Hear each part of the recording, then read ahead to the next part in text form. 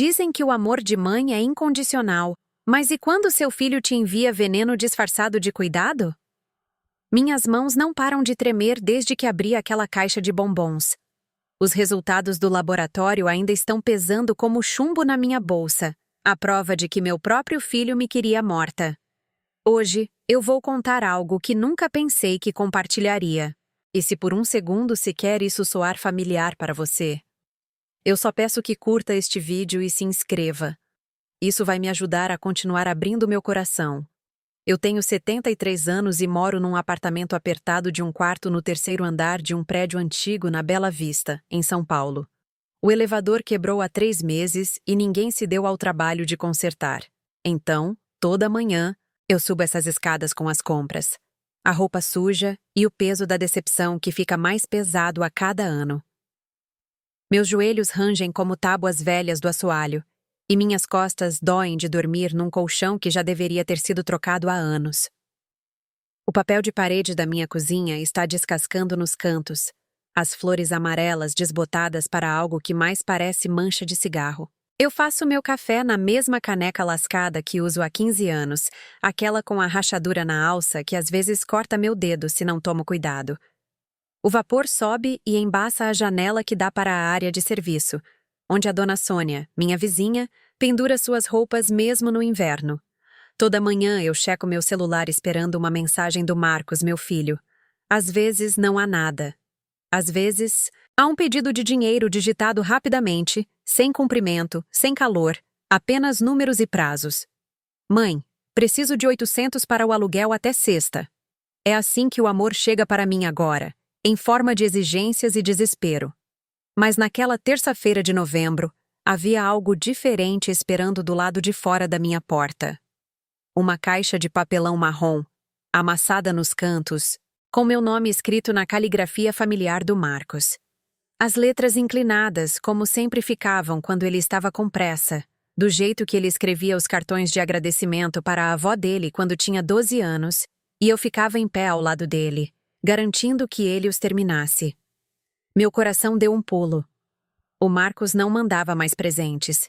Não desde que eu não pude ajudá-lo a comprar aquele imóvel para investimento na Zona Leste há 2 anos.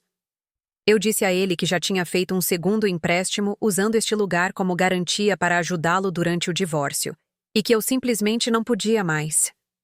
Ele desligou na minha cara naquele dia, e nossas conversas se tornaram mais curtas, mais frias, mais transacionais. Mas ali estava uma caixa com meu nome e, embaixo, em letras menores, para a saúde da mamãe. Eu me atrapalhei com as chaves, quase as derrubando 2 vezes antes de conseguir abrir a porta.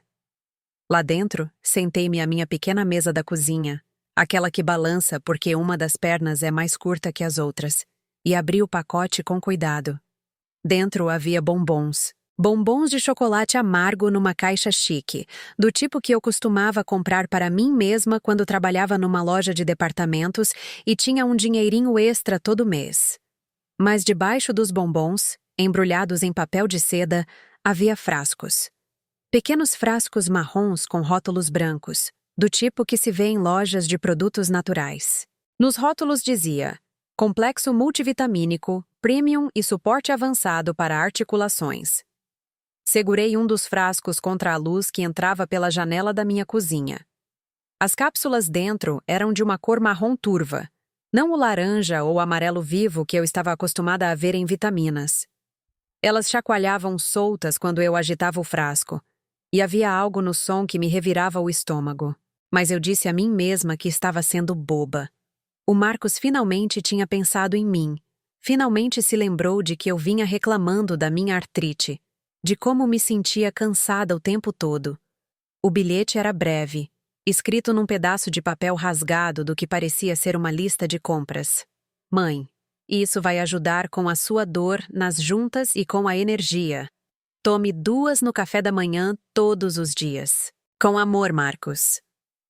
A palavra amor parecia apressada, como se tivesse sido acrescentada de última hora. Eu experimentei uma naquela noite com o jantar. Desceu com dificuldade, deixando um gosto metálico na minha boca que a água não conseguia tirar. Eu disse a mim mesma que era normal, que todas as vitaminas tinham um gosto horrível. Mas quando acordei na manhã seguinte, meu estômago parecia queimar, e minha cabeça latejava de um jeito que não era familiar. Por uma semana, eu as tomei fielmente. Toda manhã com minha torrada e café, 2 cápsulas marrons que me faziam fazer uma careta. Minha vizinha, a dona Sônia, notou que eu parecia pálida quando me viu pegando a correspondência. Minha filha, você está bem? Parece cansada. Eu contei a ela sobre as vitaminas, como meu filho as tinha enviado para ajudar com a minha saúde. Ela franziu a testa, seu rosto enrugado pelo tempo se contraindo em preocupação. Talvez você devesse perguntar ao médico primeiro, não? Mas eu não queria perguntar ao médico. Eu queria acreditar que o Marcos se importava, que essa era a sua maneira de consertar as coisas entre nós. Então, continuei a tomá-las, mesmo quando minhas mãos começaram a tremer mais do que o normal, mesmo quando me sentia tonta demais para caminhar até o mercadinho da esquina em alguns dias. Deixe-me falar sobre o Marcos, sobre o menino que ele era antes que o dinheiro mudasse tudo entre nós. Ele nasceu durante uma daquelas ondas de calor de janeiro que fazem São Paulo parecer uma fornalha. O pai dele, Miguel, e eu morávamos numa kitnet na Muca naquela época, mal conseguindo pagar o aluguel com o emprego do Miguel nas docas e meu trabalho de meio período numa lanchonete. O Marcos veio ao mundo gritando e não parou de gritar pelos primeiros 6 meses de sua vida. Mas quando ele finalmente sorriu, foi como o sol rompendo nuvens de tempestade. Ele tinha aqueles olhos escuros enormes e punhos minúsculos que agarravam meu dedo e seguravam como se nunca quisessem soltar. Eu costumava passear com ele pelo Parque Ibirapuera quando ele não conseguia dormir, empurrando aquele carrinho de bebê velho com a roda que rangia, cantando canções de ninar que minha mãe costumava cantar para mim. O Miguel foi embora quando o Marcos tinha 8 anos. Simplesmente arrumou uma mala numa manhã, enquanto eu estava no trabalho, e deixou um bilhete na bancada da cozinha dizendo que não aguentava mais. O Marcos encontrou o bilhete quando chegou da escola. Cheguei em casa para encontrá-lo sentado naquela mesma mesa de cozinha bamba, segurando o pedaço de papel e chorando em silêncio. Ele não perguntou para onde seu pai tinha ido. Ele apenas dobrou o bilhete com cuidado e me entregou. Depois disso, éramos apenas o Marcos e eu contra o mundo. Eu trabalhei em 3 empregos para nos manter. Manhãs na lanchonete, tardes limpando escritórios no centro, noites cuidando dos filhos da vizinha por um dinheiro extra.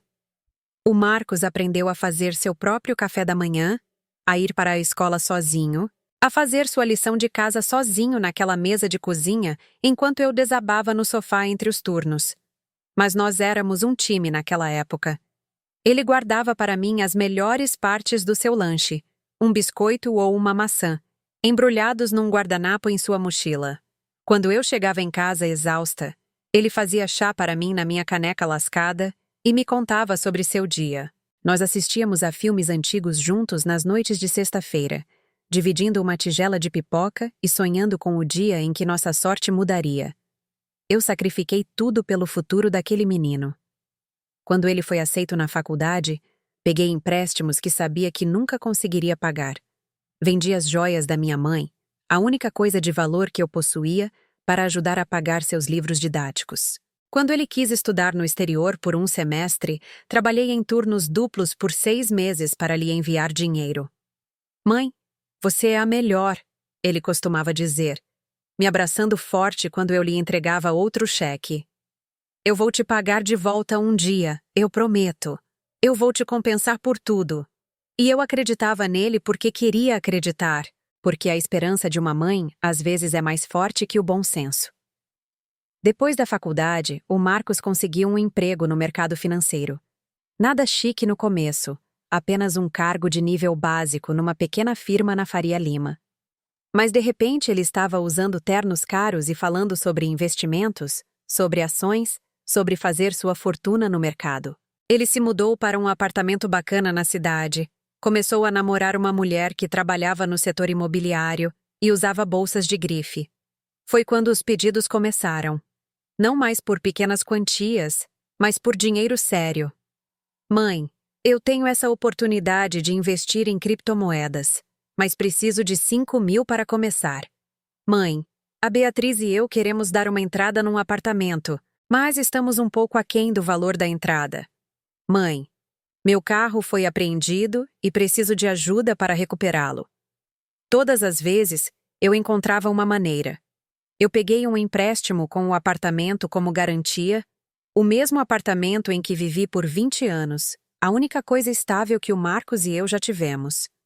Usei o limite do meu cartão de crédito, peguei adiantamentos do meu pequeno fundo de aposentadoria.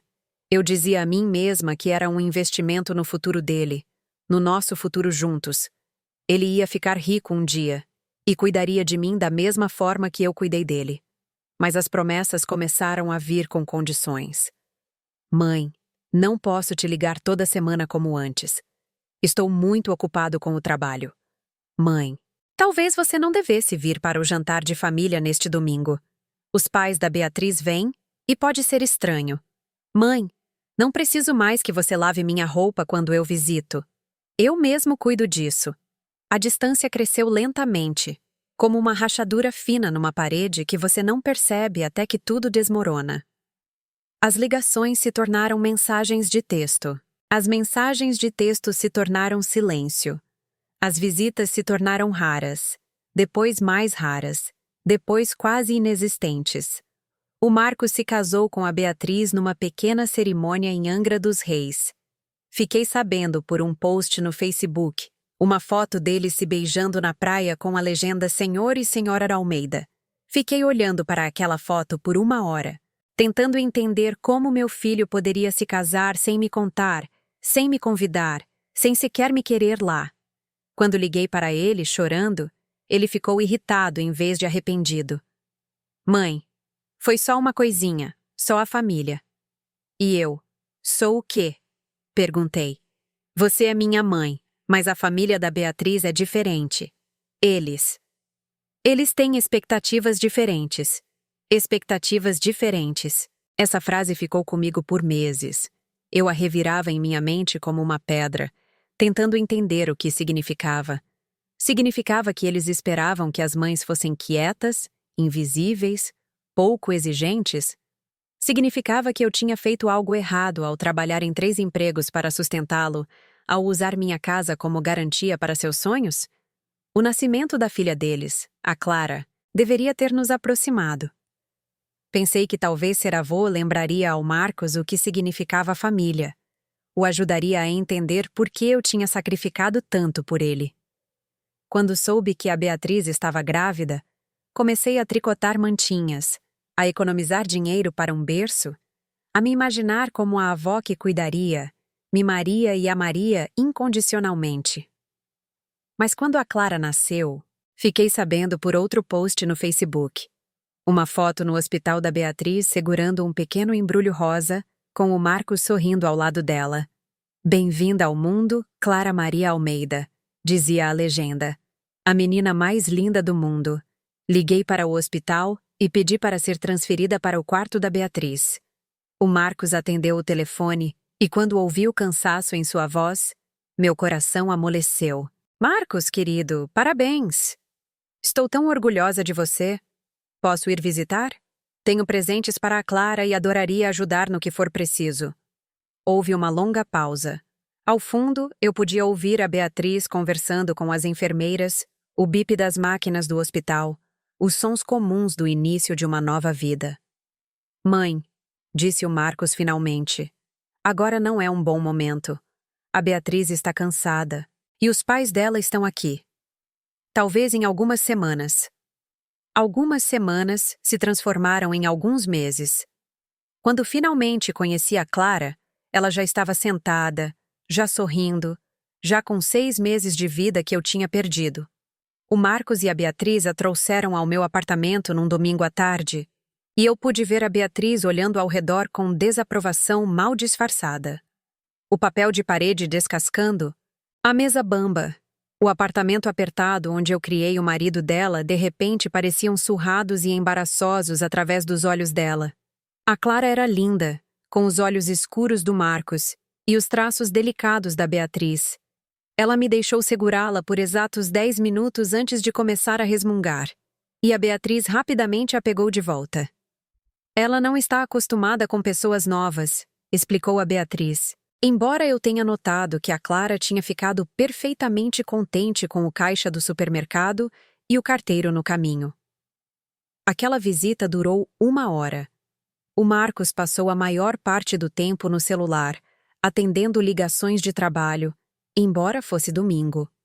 A Beatriz ninava a Clara e conversava educadamente sobre o tempo, sobre como era difícil encontrar vaga para estacionar no meu bairro, sobre como eles precisavam sair cedo para evitar o trânsito. Quando eles foram embora, o Marcos me abraçou rapidamente, distraído, já pensando no que viria a seguir. "Quando posso vê-la de novo?" perguntei. "Em breve, mãe. Vamos dar um jeito." Mas o em breve nunca chegava. Sempre havia motivos. A Clara estava com os dentes nascendo. A Beatriz estava sobrecarregada. Eles estavam viajando. O Marcos estava trabalhando até tarde em projetos. O mercado de ações o mantinha ocupado. Ele já tinha começado a ganhar dinheiro sério naquela época, comprando e vendendo criptomoedas, investindo em ações de tecnologia que renderam muito. A ironia não me escapou. O filho que eu apoiei durante anos de luta agora era rico além de qualquer coisa que eu pudesse imaginar. Enquanto eu ainda subia 3 lances de escada com as compras, ainda usava o mesmo casaco de inverno que comprei há 10 anos, ainda me virava com a caneca lascada e a mesa bamba. Mas eu não ressentia o sucesso dele. Eu estava orgulhosa dele. Quando ouvi através de conhecidos em comum que ele havia comprado uma casa em Alphaville, quando vi fotos de seu carro novo nas redes sociais, quando a mulher do supermercado mencionou que a filha dela trabalhava com o Marcos e ele estava se saindo muito bem, senti um orgulho de mãe misturado com esperança. Talvez agora que ele tinha conseguido, talvez agora que ele tinha tudo o que sonhou, ele se lembraria da mulher que tornou tudo possível. Os pedidos de dinheiro continuaram, mas mudaram de natureza. Agora não eram sobre sobrevivência, sobre aluguel ou prestações do carro ou necessidades básicas. Agora eram sobre oportunidades, sobre investimentos que exigiam grandes quantias de capital, sobre empreendimentos que poderiam torná-lo ainda mais rico. "Mãe, preciso de 50 mil para entrar nesse negócio imobiliário. É um negócio certo. Te pago de volta com juros em 6 meses. Eu queria perguntar, por que alguém que possuía uma casa em Alphaville e dirigia um carro de luxo precisava de 50 mil reais de sua mãe que morava num apartamento apertado na Bela Vista? Mas não perguntei porque tinha medo da resposta. Medo do silêncio que poderia se seguir. Medo de perder a pouca conexão que ainda tínhamos. Então, encontrei maneiras de conseguir o dinheiro para ele. Fiz uma hipoteca reversa do meu apartamento, assinando papéis que não entendia completamente para liberar o valor do imóvel que levei décadas para construir. Resgatei minha pequena aposentadoria privada antecipadamente, pagando multas que consumiram o dinheiro que eu precisaria para sobreviver nos meus últimos anos. Peguei adiantamentos em cartões de crédito, fazendo malabarismos com pagamentos e taxas de juros como algum tipo de ato desesperado de circo financeiro. Cada vez que eu enviava dinheiro, o Marcos era grato no momento. "Obrigado, mãe. Você está salvando minha vida aqui. Prometo que te pago de volta assim que este negócio fechar. Você é a melhor mãe do mundo." As palavras eram boas de ouvir, como a luz do sol no meu rosto depois de um longo inverno. Mas o calor nunca durava, porque as promessas eram sempre quebradas. Os negócios imobiliários certos davam errado. Os prazos de pagamento de 6 meses se estendiam por anos. A gratidão se transformava em expectativa, depois em irritação quando eu não podia fornecer mais. "Mãe, você sabe que eu sou bom pagador. Por que você está sendo estranha com dinheiro de repente?" Comecei a evitar minha caixa de correio porque não conseguia encarar as faturas do cartão de crédito, os boletos dos empréstimos, a documentação da minha ruína financeira. Comecei a fazer compras no supermercado de desconto, comprando marcas genéricas e carne perto do vencimento com desconto para venda rápida. Comecei a usar blusas de lã dentro de casa porque não podia pagar para aquecer meu apartamento adequadamente. Mas ainda assim, eu dizia a mim mesma que valeria a pena. O Marcos estava construindo algo, criando uma riqueza que eventualmente beneficiaria a todos nós. Quando ele fizesse seus milhões, quando os investimentos dessem o retorno que ele prometeu, todos nós estaríamos em melhor situação. Eu teria uma aposentadoria confortável. Talvez até me mudaria para mais perto dele e da Clara. Nós seríamos uma família novamente. A ilusão era confortável até que deixou de ser. Até que percebi que a riqueza do Marcos estava crescendo enquanto a minha desaparecia, que o conforto dele vinha ao custo do meu, que eu estava sendo sistematicamente drenada para financiar um estilo de vida, do qual eu nunca seria convidada a compartilhar. O despertar veio gradualmente, e depois de repente. Aniversários esquecidos, ligações ignoradas, visitas canceladas no último minuto. Quando peguei pneumonia há 2 invernos e passei 4 dias na cama com febre, incapaz de ir ao supermercado ou à farmácia, liguei para o número do Marcos repetidamente. Caía direto na caixa postal. Quando ele finalmente me ligou de volta 3 dias depois, estava irritado por eu ter deixado tantas mensagens. Mãe, eu estava em reuniões. Você não pode esperar que eu largue tudo toda vez que você pega um resfriado. Um resfriado. 4 dias de febre tão alta que eu via coisas que não estavam lá, tão fraca que mal conseguia ir ao banheiro. Um resfriado. Quando caí nas escadas na primavera passada e torci o pulso, liguei para o Marcos do pronto-socorro. Você pode me buscar? Acho que não consigo pegar o metrô com este gesso. Ele estava ocupado. A Beatriz estava ocupada. Eles me ligariam de volta. Peguei um táxi para casa, gastando um dinheiro que não tinha porque meu filho não podia dispor de 2 horas para ajudar sua mãe a chegar em casa com segurança. Mas os cortes mais cruéis foram os menores. Ser excluída das fotos de família.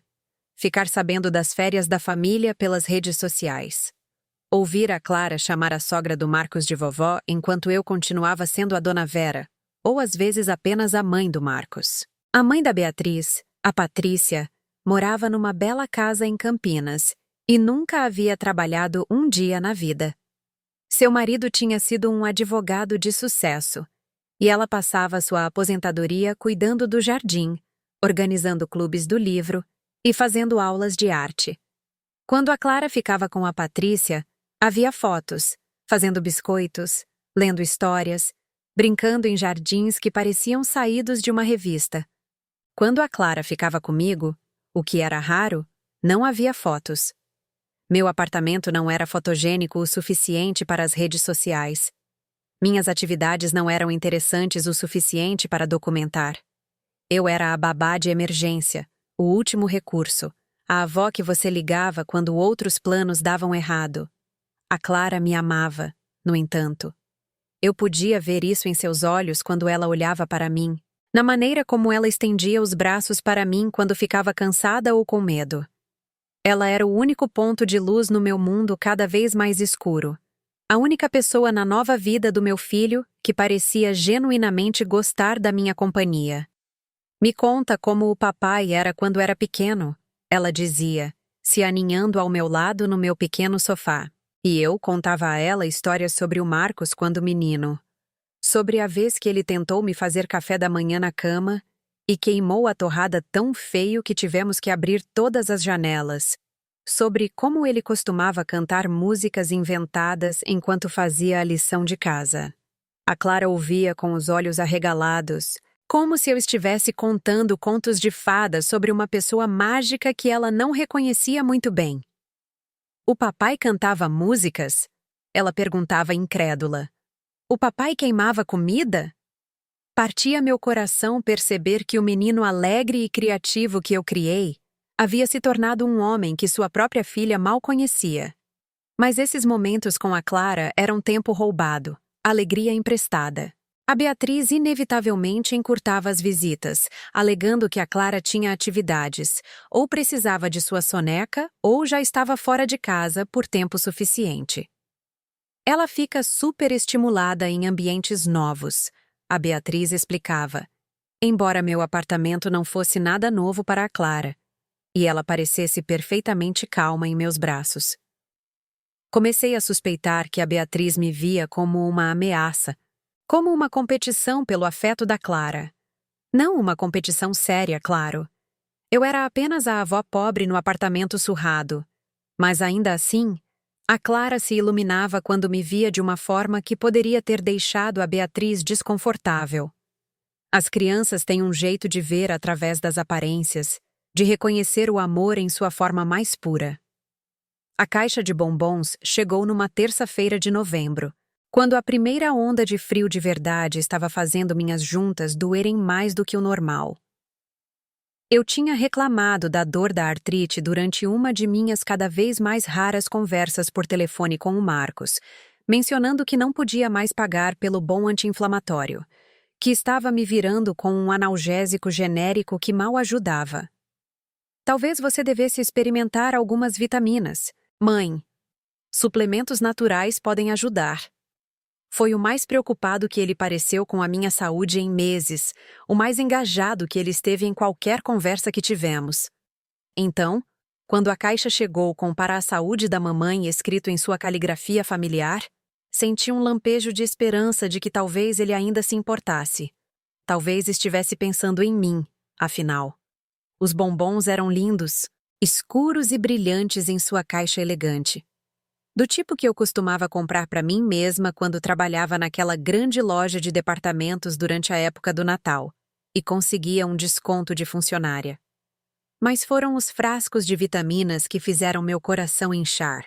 2 suplementos diferentes, com rótulos de aparência profissional e descrições que correspondiam exatamente ao que eu tinha dito a ele sobre minha dor nas articulações e fadiga. Liguei para ele naquela noite para agradecer.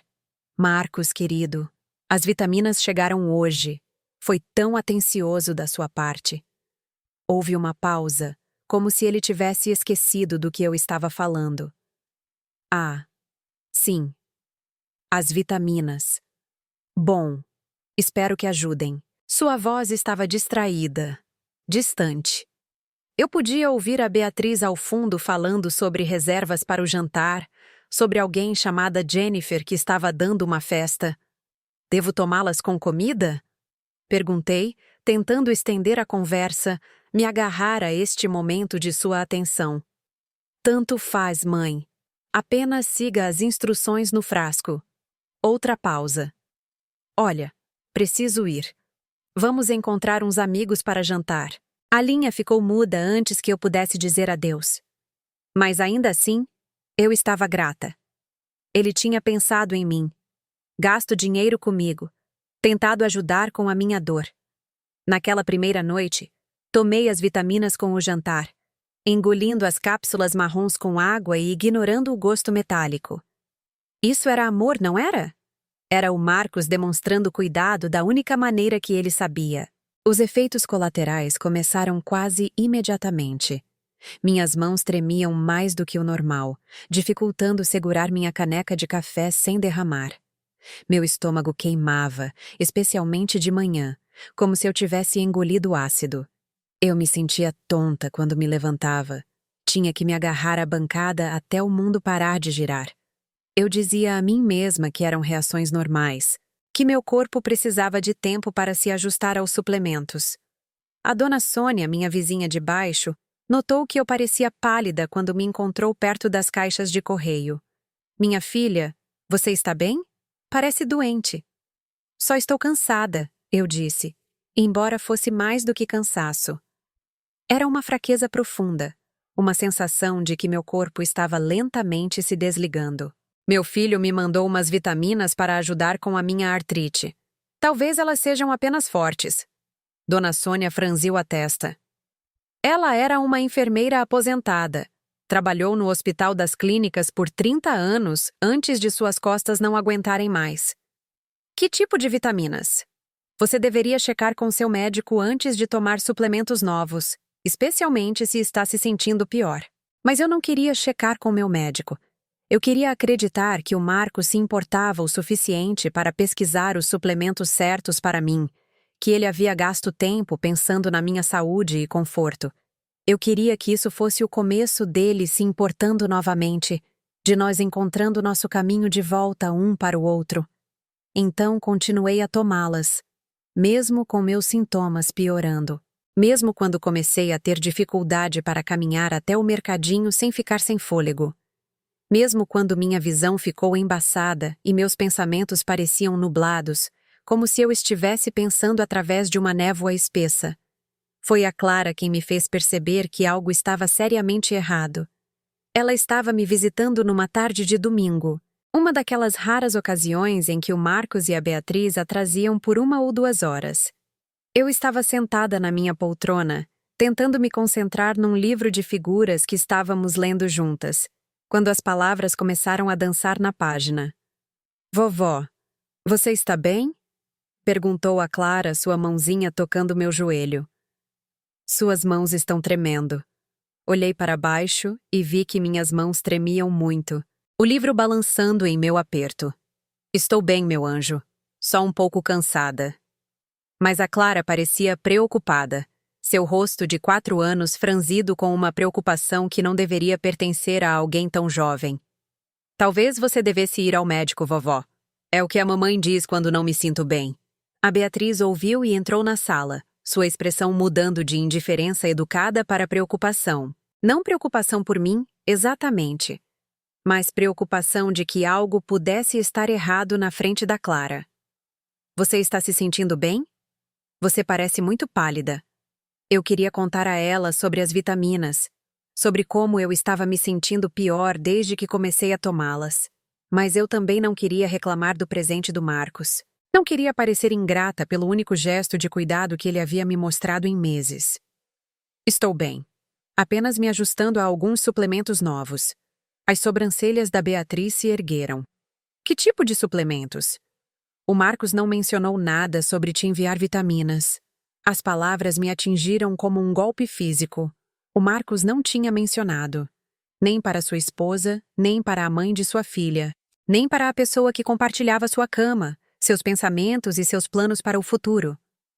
Ele já tinha esquecido? Ou havia outra razão pela qual ele não contou a Beatriz sobre seu presente atencioso para sua mãe?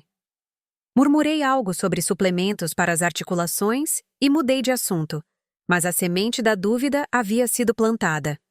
Naquela noite, depois que eles foram embora, olhei para os frascos de vitaminas na minha bancada da cozinha com novos olhos. Os rótulos pareciam profissionais, mas quando os examinei de perto, não havia nome de empresa, nem endereço, nem selo da Anvisa. Os comprimidos dentro chacoalhavam soltos, e o cheiro quando abri os frascos era forte e químico, nada como o aroma terroso das vitaminas que eu havia tomado no passado. Mas eu ainda não queria acreditar no que meu instinto estava me dizendo. O Marcos podia ser distante, egoísta, podia ter esquecido a mãe que sacrificou tudo por seu sucesso. Mas ele não me machucaria. Machucaria? A dúvida me consumiu por dias. Parei de tomar as vitaminas, mas não as joguei fora, mantendo-as na bancada como evidências que eu não estava pronta para examinar. Meus sintomas começaram a melhorar quase imediatamente. O tremor em minhas mãos diminuiu. A queimação no meu estômago cessou. Minha visão clareou e meus pensamentos pareciam mais nítidos do que nas últimas semanas. Foi a dona Sônia que finalmente me empurrou para buscar respostas. Ela bateu na minha porta uma noite com uma panela de arroz e feijão, o tipo de gesto que me lembrava que ainda havia bondade no mundo. "Você parece melhor", ela observou, sentando-se na minha cadeira bamba com uma facilidade familiar. "Menos cinza no seu rosto." Eu parei de tomar aquelas vitaminas, admiti. Estava tendo alguns efeitos colaterais. Ela olhou para os frascos na minha bancada, pegou um e examinou o rótulo com seu olho treinado de enfermeira. "Isso não parece certo", ela disse lentamente. "Nenhuma informação do fabricante. Nenhum número de lote. Isso poderia ser qualquer coisa." "Meu filho que mandou?" eu disse fracamente. Ele queria ajudar com a minha artrite.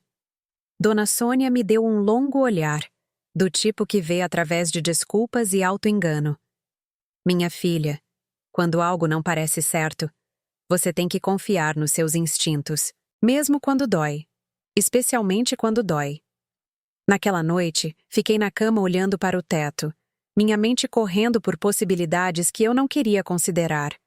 O Marcos tinha sido tão distante ultimamente, tão frio. Nossa última conversa por telefone tinha sido sobre dinheiro, sobre outra oportunidade de investimento que ele precisava de ajuda para financiar.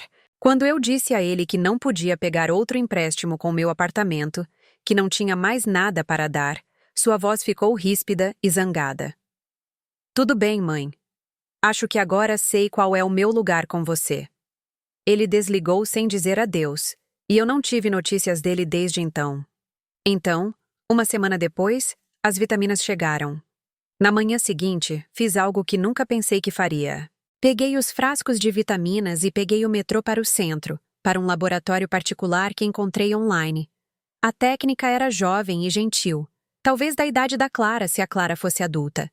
Ela não fez perguntas quando expliquei que queria que as cápsulas fossem testadas.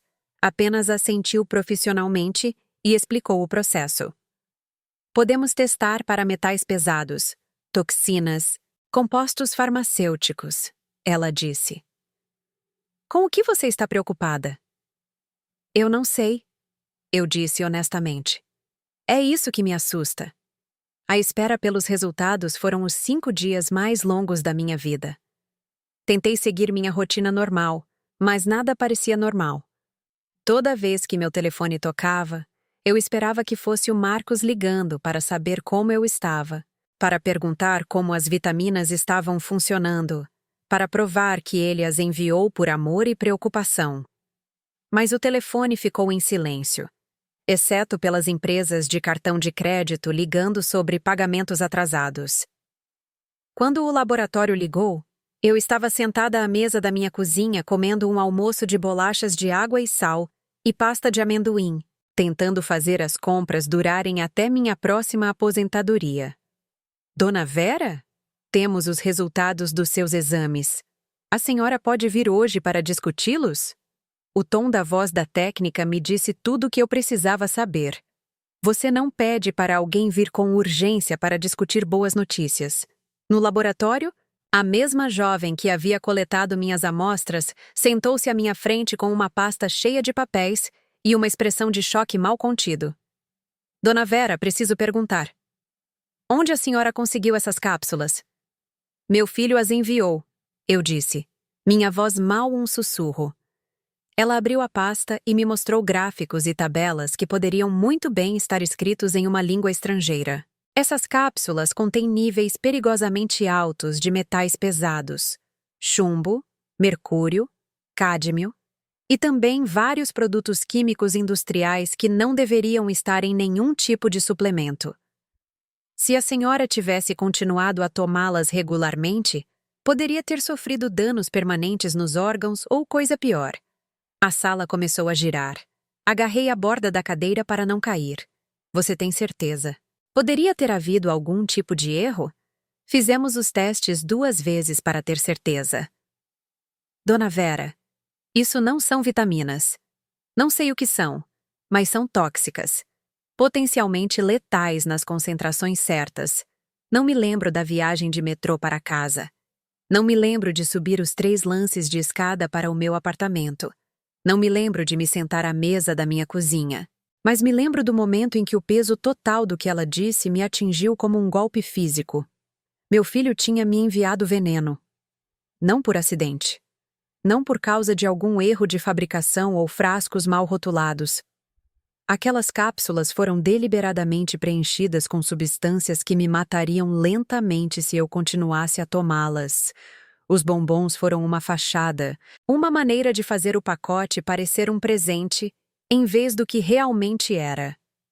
Sentei-me àquela mesa bamba, onde o Marcos tinha feito sua lição de casa quando menino, onde compartilhamos tantas refeições, conversas e sonhos, e tentei entender como havíamos chegado a este ponto. Como a criança que carreguei em meu ventre, alimentei com meu leite, amei com cada fibra do meu ser, podia me querer morta. A resposta veio em pedaços, como um quebra-cabeça que eu não queria resolver. O Marcos tinha se tornado rico, mais rico do que eu jamais imaginei ser possível. Seus investimentos em criptomoedas e ações de tecnologia renderam espetacularmente. Mas eu sabia, por nossas conversas ao longo dos anos, que ele vivia além de seus meios substanciais, que estava sempre procurando a próxima grande oportunidade, a próxima chance de multiplicar sua fortuna. Eu também sabia que eu era uma das poucas pessoas que entendia exatamente quanto dinheiro ele me devia. Dezenas de milhares de reais que eu lhe emprestei ao longo dos anos, dinheiro que peguei emprestado contra o meu próprio futuro para financiar seus sonhos, dinheiro que ele nunca pagou, apesar das promessas repetidas, apesar de sua óbvia capacidade de fazê-lo. Talvez eu fosse um fardo agora.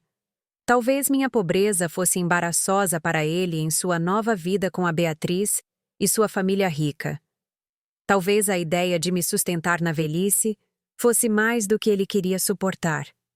Talvez fosse simplesmente mais fácil se livrar de mim do que reconhecer o que ele me devia, tanto financeiramente quanto emocionalmente. Ou talvez fosse algo mais simples e mais assustador. Talvez ele tivesse calculado que minha morte resolveria vários problemas de uma vez. Sem mais pedidos de reembolso. Sem mais constrangimento por causa de sua mãe pobre. E possivelmente, se eu ainda não tivesse feito um testamento, uma herança que ele poderia usar para seu próximo grande investimento. Fiquei sentada lá, até o sol se pôr atrás dos prédios do outro lado da rua. Até a dona Sônia terminar de pendurar suas roupas, até os sons do trânsito noturno começarem do lado de fora da minha janela. Fiquei lá segurando aqueles resultados de exames e tentando descobrir o que fazer com o conhecimento mais devastador da minha vida. Eu poderia ligar para a polícia, mas o que eu diria a eles? Que meu filho me enviou vitaminas que se revelaram tóxicas. Eles pediriam provas de intenção, e eu não tinha nenhuma. O Marcos era inteligente demais para deixar evidências, cuidadoso demais para ser pego tão facilmente. Ele alegaria ignorância, diria que comprou os suplementos de algum vendedor online e não tinha ideia de que estavam contaminados. Ele faria o papel do filho preocupado, horrorizado com o fato de sua tentativa de ajudar a mãe ter dado tão errado. Eu poderia confrontá-lo diretamente, mas o que isso adiantaria? Se ele era capaz de tentar me envenenar, certamente era capaz de mentir sobre isso, de me fazer questionar minha própria sanidade, de virar a acusação contra mim. Eu já podia ouvir sua voz. Mãe, você está sendo paranoica. Por que você acha que eu te machucaria? Talvez você devesse procurar alguém sobre essas ilusões. Mas eu não podia fazer nada. Não podia fingir que isso não aconteceu. Não podia voltar ao nosso relacionamento tenso sabendo o que eu agora sabia. As vitaminas ainda estavam na minha bancada. Evidência de uma traição tão profunda que eu mal conseguia compreendê-la. Naquela noite, fiz algo que não fazia há anos. Eu rezei. Não para pedir nada, não para implorar por circunstâncias melhores. Rezei por clareza, por força, pela sabedoria de saber como seguir em frente. Rezei pela coragem de enfrentar a verdade sobre meu filho e sobre mim mesma, sobre as escolhas que fiz que nos levaram a este momento. Quando acordei na manhã seguinte, eu sabia o que tinha que fazer. Passei toda a minha vida adulta dando desculpas para o Marcos, explicando seu egoísmo, sua frieza, sua crueldade crescente como sintomas de estresse ou imaturidade, ou as pressões de sua vida ambiciosa. Eu disse a mim mesma que, por baixo de tudo, ele ainda era o garotinho que costumava guardar biscoitos do lanche para mim, que costumava me fazer chá quando eu chegava em casa exausta do trabalho. Mas aquele garotinho se foi, se é que algum dia existiu, exceto na minha imaginação desesperada. O homem que me enviou aquelas vitaminas era um estranho usando o rosto do meu filho, alguém capaz de assassinato calculado disfarçado de presente. Eu precisava aceitar essa realidade antes que pudesse descobrir como sobreviver a ela. Os dias seguintes passaram numa estranha calma. Segui minha rotina. Compras de supermercado, lavanderia, as tarefas comuns para se manter viva. Mas tudo parecia diferente agora. Vi meu pequeno apartamento com novos olhos. Não como um lugar de pobreza e limitação, mas como um refúgio, um espaço que pertencia a mim e somente a mim. Notei coisas que havia ignorado antes. A maneira como a luz da manhã caía sobre a mesa da minha cozinha, os sons das crianças brincando no pátio abaixo, o cheiro da comida da Dona Sônia flutuando através das paredes finas. Eram os detalhes de uma vida que eu quase perdi. Simplicidades que quase fui impedida de experimentar. O Marcos queria me apagar do mundo, mas em vez disso, ele me mostrou o quão preciosa era minha existência, o quanto eu valorizava o privilégio de estar viva. Na sexta-feira de manhã, meu telefone tocou. O número do Marcos apareceu na tela, e por um momento considerei não atender. Mas eu precisava ouvir sua voz. Precisava procurar por sinais de culpa ou preocupação, ou qualquer evidência de que ele se importava com o efeito que seu presente teve em mim. Oi, mãe. Só ligando para saber como você está. Como está se sentindo? Seu tom era casual, quase entediado. Estou bem, Marcos. Obrigada por perguntar. Mantive minha voz firme, neutra. Que bom. E as vitaminas? Estão ajudando com a sua artrite? Aí estava. A pergunta que eu estava esperando. O momento da verdade. Se ele as tivesse enviado inocentemente, se tivesse havido algum erro terrível, ele teria perguntado sobre os efeitos colaterais.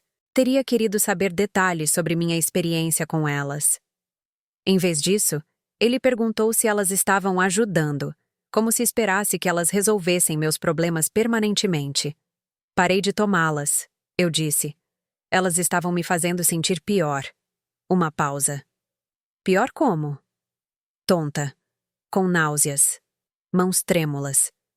Listei os sintomas que experimentei, esperando sua reação. Que estranho. Talvez você devesse tentar tomá-las com comida em vez de com o estômago vazio. Não havia preocupação em sua voz. Nenhuma sugestão para que eu procurasse um médico. Nenhuma oferta para substituí-las por algo diferente. Apenas uma recomendação casual para continuar ingerindo as toxinas que ele me enviou. Naquele momento, eu soube com certeza absoluta que ele pretendia que aquelas vitaminas me machucassem. Na verdade, eu disse, eu as levei para análise em um laboratório. Elas continham metais pesados e produtos químicos industriais. O técnico disse que poderiam ter causado danos permanentes aos órgãos se eu tivesse continuado a tomá-las. O silêncio que se seguiu durou tanto tempo que pensei que a ligação poderia ter caído. Quando o Marcos finalmente falou, sua voz era diferente, mais fria. Isso é ridículo, mãe. Eu as encomendei de um fornecedor confiável. Talvez o laboratório tenha cometido um erro. Ou talvez você tenha misturado os frascos com outra coisa. Ele estava mentindo. Eu podia ouvir agora. Podia reconhecer a mudança sutil em seu tom que eu havia perdido ou ignorado tantas vezes antes. Essa era a voz que ele usava quando estava calculando, quando estava tentando gerenciar uma situação em vez de responder honestamente a ela. Tenho certeza de que o laboratório foi minucioso, eu disse. Queria te avisar caso outras pessoas tenham encomendado do mesmo fornecedor. Certo. Bem, vou investigar isso. Ei, mãe, preciso ir. A Beatriz está me ligando sobre algo da Clara. Conversamos depois. Ele desligou sem dizer adeus, sem perguntar se eu estava bem, sem expressar qualquer alívio por eu não ter sido gravemente ferida pelos suplementos tóxicos que ele me enviou. Se havia alguma dúvida em minha mente, aquela conversa a apagou completamente. O Marcos tentou me matar, e quando seu plano falhou, sua principal preocupação foi gerenciar a situação para se proteger. Naquela tarde, tomei uma decisão que teria me parecido impossível apenas algumas semanas antes. Liguei para o meu banco e pedi para falar com alguém sobre a alteração das informações da minha conta. Liguei para o INSS e perguntei sobre a segurança do depósito direto. Liguei para as operadoras de cartão de crédito e coloquei alertas de fraude em minhas contas. Eu estava assumindo o controle das minhas finanças, me protegendo de mais exploração. Se o Marcos era capaz de tentar me envenenar, certamente era capaz de roubar de mim mais diretamente. Eu não podia provar que ele estava falsificando cheques ou usando meus cartões de crédito sem permissão, mas podia garantir que isso não aconteceria novamente. O gerente do banco foi paciente e profissional, me guiando pelos passos para proteger minhas contas. A senhora está preocupada com roubo de identidade, dona Vera? Algo assim, eu disse. Quero ter certeza de que ninguém possa acessar meu dinheiro sem minha permissão explícita. A senhora já pensou em alterar seus contatos de emergência também? Às vezes, familiares ou amigos com acesso à conta podem se tornar problemas se os relacionamentos mudarem. Pensei no nome do Marcos nos meus formulários de contato de emergência, seu acesso a informações sobre minhas finanças e cuidados médicos. Outra vulnerabilidade que eu nunca havia considerado. Outra maneira que ele poderia me machucar se quisesse. Sim, eu disse. Gostaria de mudar tudo isso. Quando desliguei o telefone, senti algo que não experimentava há anos. Um senso de controle sobre minha própria vida. Por décadas, fui reativa, respondendo às necessidades, demandas e crises do Marcos. Agora, eu estava tomando medidas proativas para me proteger, tomando decisões com base no meu próprio bem-estar em vez da conveniência dele. Foi aterrorizante e libertador ao mesmo tempo. Naquele fim de semana, fiz outra coisa que teria sido impensável antes. Fui ver uma advogada.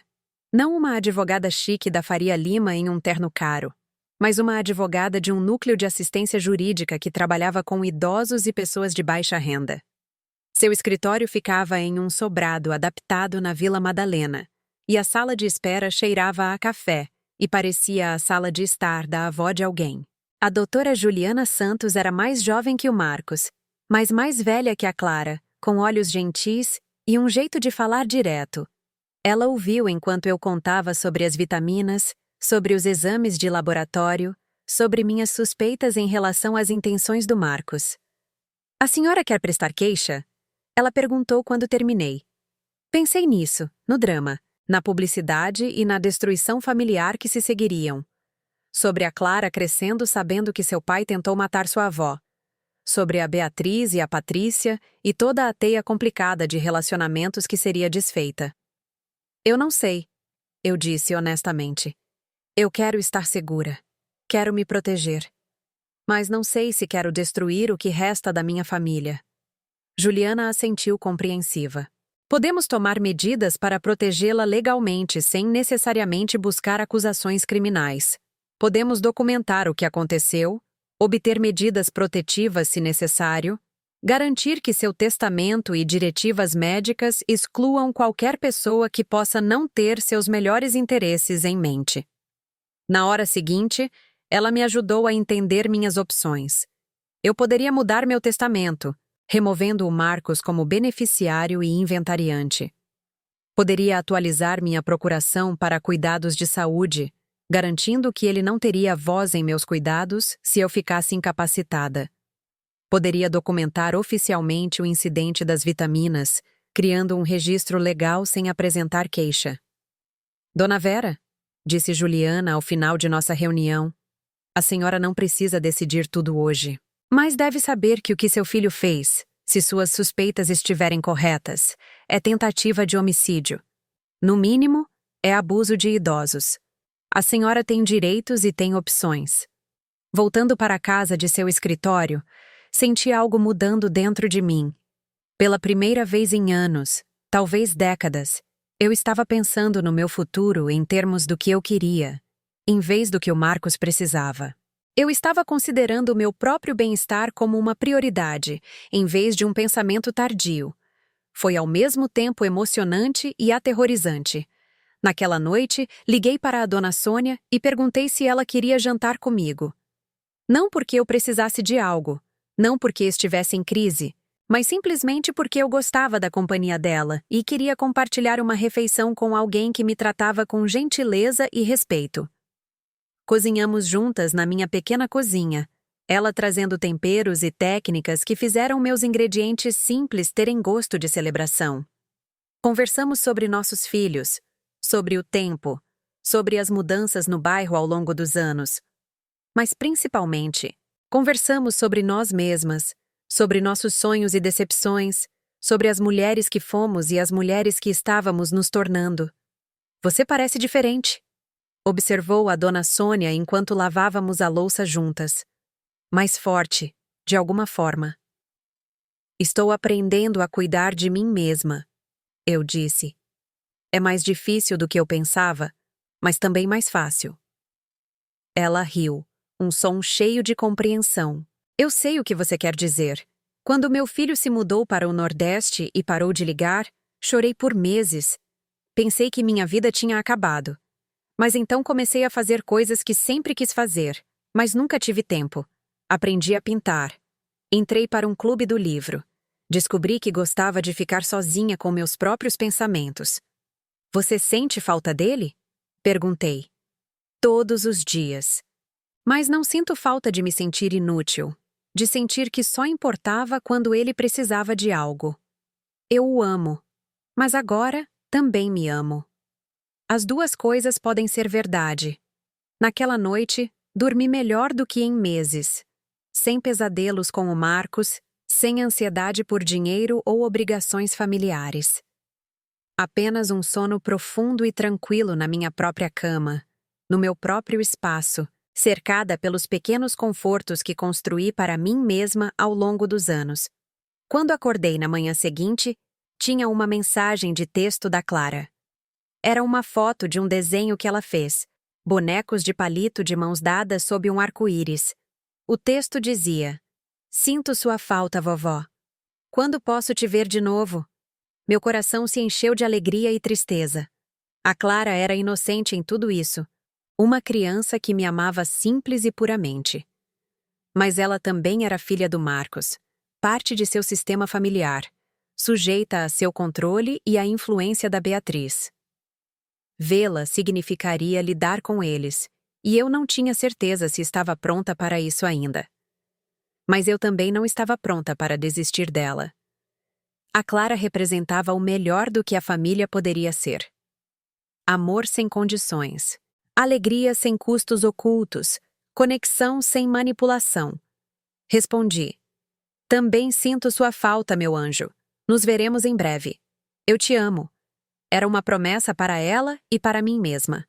O que quer que acontecesse com o Marcos, quaisquer que fossem as escolhas que eu fizesse sobre minha própria segurança e bem-estar, eu não abandonaria a única pessoa em sua família que me via como eu realmente era. As semanas seguintes passaram em silêncio. O Marcos não ligou para perguntar sobre minha saúde ou checar minha reação ao incidente das vitaminas. A Beatriz me mandou mensagens com fotos ou novidades sobre a Clara. O silêncio era revelador, uma confirmação de que eles estavam esperando para ver se seu plano tinha funcionado, se eu simplesmente desapareceria sem criar problemas para eles. Mas em vez de desaparecer, eu estava ficando mais forte. Comecei a fazer caminhadas pelo bairro, realmente o vendo pela primeira vez em anos. Descobri uma horta comunitária, onde voluntários cuidavam de canteiros de vegetais e flores, um pequeno oásis verde na paisagem urbana. Me apresentei ao coordenador e perguntei se havia canteiros disponíveis. Temos uma lista de espera, ele disse, mas também temos oportunidades de voluntariado se você estiver interessada em ajudar. Passei minha primeira manhã lá capinando pés de tomate e colhendo ervas, trabalhando ao lado de pessoas de todas as idades apaixonadas por cultivar coisas, por nutrir a vida a partir da terra e das sementes. Minhas mãos se lembraram de habilidades que eu tinha esquecido que possuía, conhecimento passado por minha avó que mantinha uma horta atrás de sua casa na Filadélfia décadas atrás. Você tem talento, disse Roberto, o coordenador da horta. Já cultivou vegetais antes? Há muito tempo, eu disse, surpresa com o quão bom era cavar na terra, trabalhar com as mãos em direção a algo belo e produtivo. Eu tinha esquecido o quanto gostava disso. No final da manhã, eu me inscrevi para ser voluntária 2 vezes por semana. Não era apenas pela jardinagem, embora eu amasse isso. Era sobre fazer parte de algo maior do que eu mesma, contribuir para a beleza e o sustento no mundo, em vez de apenas sobreviver do dia a dia. No caminho para casa, Parei na biblioteca e peguei livros sobre jardinagem em vasos e agricultura urbana. Se eu não podia ter um canteiro na horta comunitária imediatamente, eu poderia pelo menos cultivar ervas na minha janela. Poderia trazer vida e cor para o meu pequeno espaço. Naquela noite, reorganizei minha sala de estar, movendo os móveis para deixar mais luz entrar pelas janelas.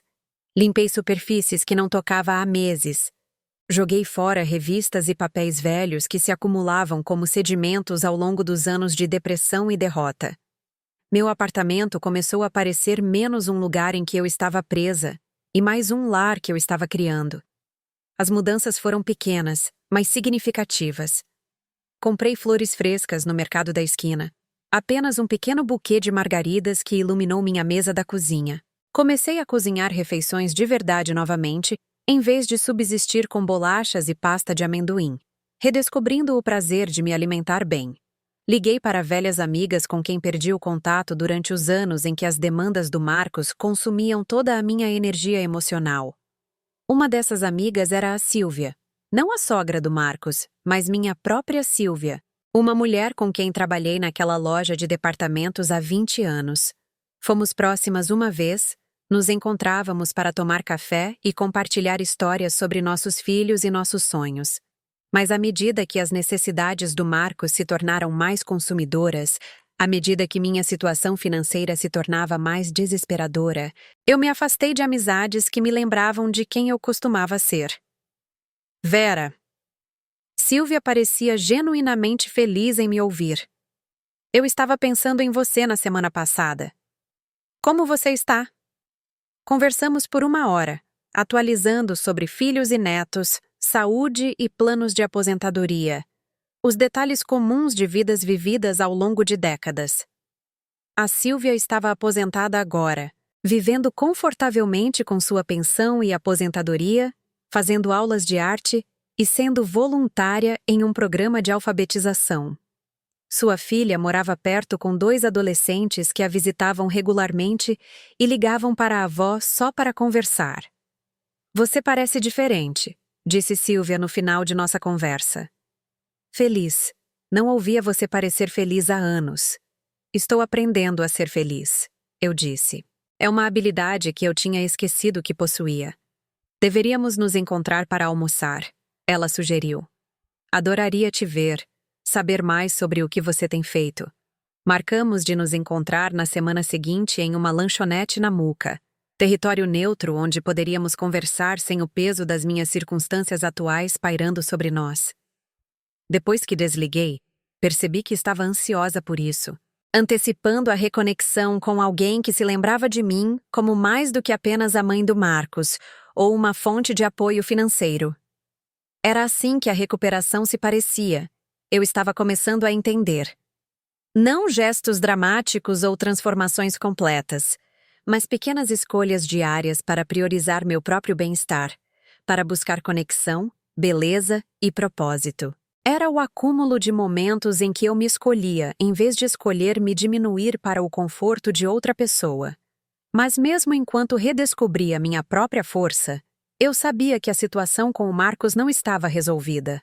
Ele eventualmente entraria em contato comigo novamente, nem que fosse para ver se seu plano havia tido sucesso.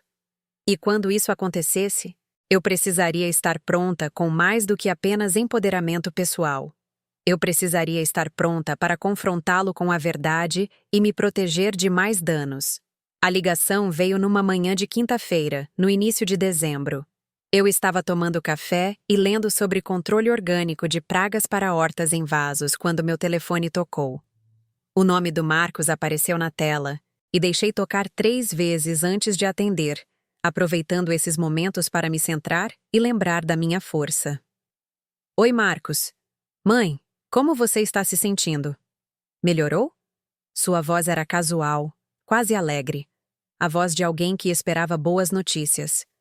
Muito melhor, obrigada. Parei completamente de tomar aquelas vitaminas e todos os meus sintomas desapareceram. Ah, uma pausa. Isso é. Bom, fico feliz que você esteja se sentindo melhor. Ele não parecia feliz. Parecia confuso, talvez desapontado. O tom era sutil, mas eu aprendi a ouvir as sutilezas na voz do Marcos, a ouvir o que ele não estava dizendo tão claramente quanto o que ele estava. Marcos, eu disse, preciso te perguntar uma coisa e quero que você me diga a verdade. Ok. Onde exatamente você comprou aquelas vitaminas? Eu gostaria de denunciar a contaminação às autoridades competentes para que outras pessoas não se machuquem. Outra longa pausa. Eu quase podia ouvi-lo pensando, calculando sua resposta.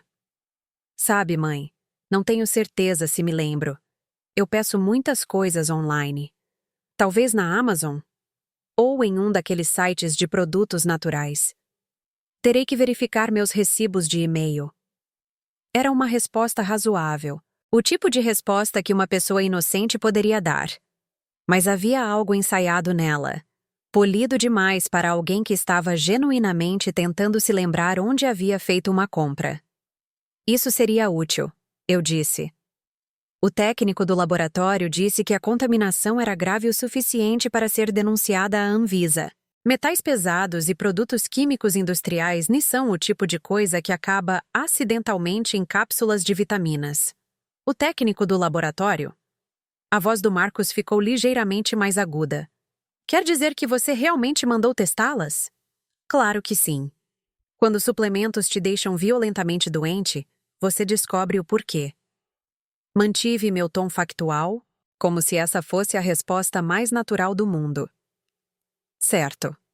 Claro. Isso foi inteligente. Mas ele não parecia achar que foi inteligente. Ele parecia achar que foi problemático. Vou te enviar os resultados do laboratório por e-mail, eu disse.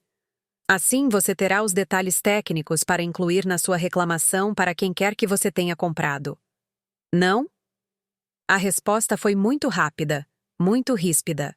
Quero dizer, não é necessário. Eu cuido disso do meu lado. E aí estava. A confirmação que eu estava esperando. Uma pessoa inocente iria querer ver aqueles resultados de laboratório, ficaria horrorizada com a evidência de contaminação, estaria ansiosa para buscar todas as vias para evitar que outros fossem prejudicados. O Marcos não queria ver a evidência porque já sabia o que ela mostraria. Tudo bem, eu disse calmamente. Mas se você mudar de ideia, é só me avisar. Conversamos por mais alguns minutos sobre coisas superficiais. O tempo, as atividades escolares da Clara, seus projetos de trabalho. Mas o subtexto estava claro para nós dois agora. Eu sabia o que ele tinha feito. Ele sabia que eu sabia.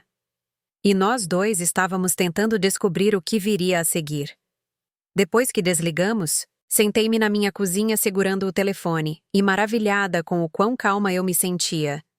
6 meses atrás, essa conversa teria me devastado, teria me feito mergulhar em dúvidas, autoculpa e tentativas desesperadas de preservar nosso relacionamento a qualquer custo. Agora eu me sentia triste, mas não surpresa. Magoada, mas não destruída. A diferença era que eu não precisava mais do Marcos para validar meu valor ou confirmar minha realidade. Eu sabia quem eu era, independentemente da opinião dele sobre mim. Eu sabia o que havia acontecido, independentemente de sua vontade de reconhecer. E eu sabia o que precisava fazer para me proteger, independentemente do que isso pudesse custar ao nosso relacionamento. Naquela tarde, liguei para a doutora Juliana Santos e marquei outra consulta. Era hora de tomar os próximos passos para me proteger legal e financeiramente. Qualquer que fosse o confronto com o Marcos que estivesse por vir, eu queria estar preparada para ele. A época das festas estava se aproximando, e com ela as expectativas tradicionais de reuniões familiares e alegria forçada. Nos anos anteriores, eu passava o Natal e o Ano Novo pisando em ovos, tentando navegar pelos humores do Marcos e pela hostilidade sutil da Beatriz, enquanto valorizava quaisquer momentos que pudesse roubar com a Clara. As festas se tornaram exercícios de resistência em vez de celebração. Este ano seria diferente. Este ano eu tinha escolhas. Quando a Beatriz ligou em meados de dezembro para discutir os planos de Natal, sua voz carregava o tom familiar de obrigação educada. Pensamos em oferecer o jantar de Natal este ano. Nada chique, apenas a família.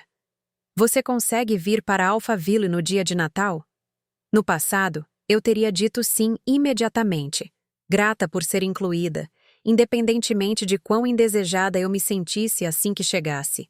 Este ano, me peguei realmente considerando se queria passar o Natal com pessoas que me viam como um fardo, na melhor das hipóteses, e um alvo, na pior. Deixe-me verificar minha agenda e te retorno, eu disse. A Beatriz pareceu surpresa. Sua agenda? Você não costuma passar o Natal sozinha? A pergunta doeu, mas também revelou algo importante. A Beatriz supunha que eu não tinha vida além de esperar por convites da família do Marcos, sem amigos, atividades ou compromissos que pudessem conflitar com seus planos. Ela me via como patética e isolada, alguém que ficaria grata por quaisquer migalhas de atenção que eles oferecessem. Na verdade, tenho andado bastante ocupada ultimamente, eu disse. Estou sendo voluntária em uma horta comunitária e retomei o contato com algumas velhas amigas. A temporada de festas tem sido mais cheia do que o normal. Não era totalmente verdade, mas também não era totalmente falso. Eu tinha planos com a Silvia para a véspera de Ano Novo, estava fazendo horas extras como voluntária na festa de arrecadação de fundos da horta e tinha aceitado o convite da Dona Sônia para ir à Missa do Galo com sua família. Minha agenda não estava lotada, mas também não estava vazia. Ah, disse a Beatriz, claramente sem saber como responder. Bem, nos avise quando decidir. Precisamos planejar os lugares e as porções da comida. Depois que ela desligou, percebi que estava sorrindo. Pela primeira vez em anos, eu tinha uma vantagem nas negociações familiares. Eles queriam algo de mim, minha presença, minha participação em sua fantasia de dinâmica familiar normal. E eu tinha o poder de dizer não. A percepção foi inebriante. Passei os dias seguintes realmente pensando no que eu queria fazer no Natal. Não o que era esperado de mim, não o que causaria menos conflito, mas o que me traria alegria e paz. A resposta, quando me veio, foi surpreendentemente simples. Eu queria passar a manhã de Natal sozinha no meu apartamento, tomando café e assistindo a filmes antigos. Queria cozinhar uma pequena refeição para mim mesma, algo que eu gostasse em vez de algo projetado para impressionar os outros. Queria ligar para a Clara e desejar-lhe um feliz feriado, sem ter que navegar pela tensão e ressentimento de estar no mesmo quarto que seus pais. E queria visitar a horta comunitária à tarde, para verificar os vegetais de inverno e talvez levar flores para o pequeno canto memorial onde os voluntários lembravam os vizinhos que haviam falecido. Seria tranquilo e pacífico, uma celebração da vida e do crescimento em vez de obrigação e performance. Quando liguei de volta para a Beatriz, minha voz estava firme e clara. Obrigada pelo convite, mas não poderei ir ao jantar de Natal. Tenho outros compromissos. O silêncio se estendeu por tanto tempo que pensei que ela poderia ter desligado. Quando ela finalmente falou, sua voz estava afiada com irritação mal disfarçada. Outros compromissos? Que tipo de compromissos? Pessoais, eu disse, sem oferecer mais explicações. O Marcos não vai ficar feliz com isso. Ele estava ansioso para te ver. Era uma mentira, e nós duas sabíamos disso. O Marcos não expressava nenhum entusiasmo em me ver há meses. Se alguma coisa, minha presença nas reuniões de família parecia irritá-lo, um lembrete de obrigações e história que ele preferia esquecer. Sinto muito em desapontá-lo, eu disse, embora não sentisse nem um pouco.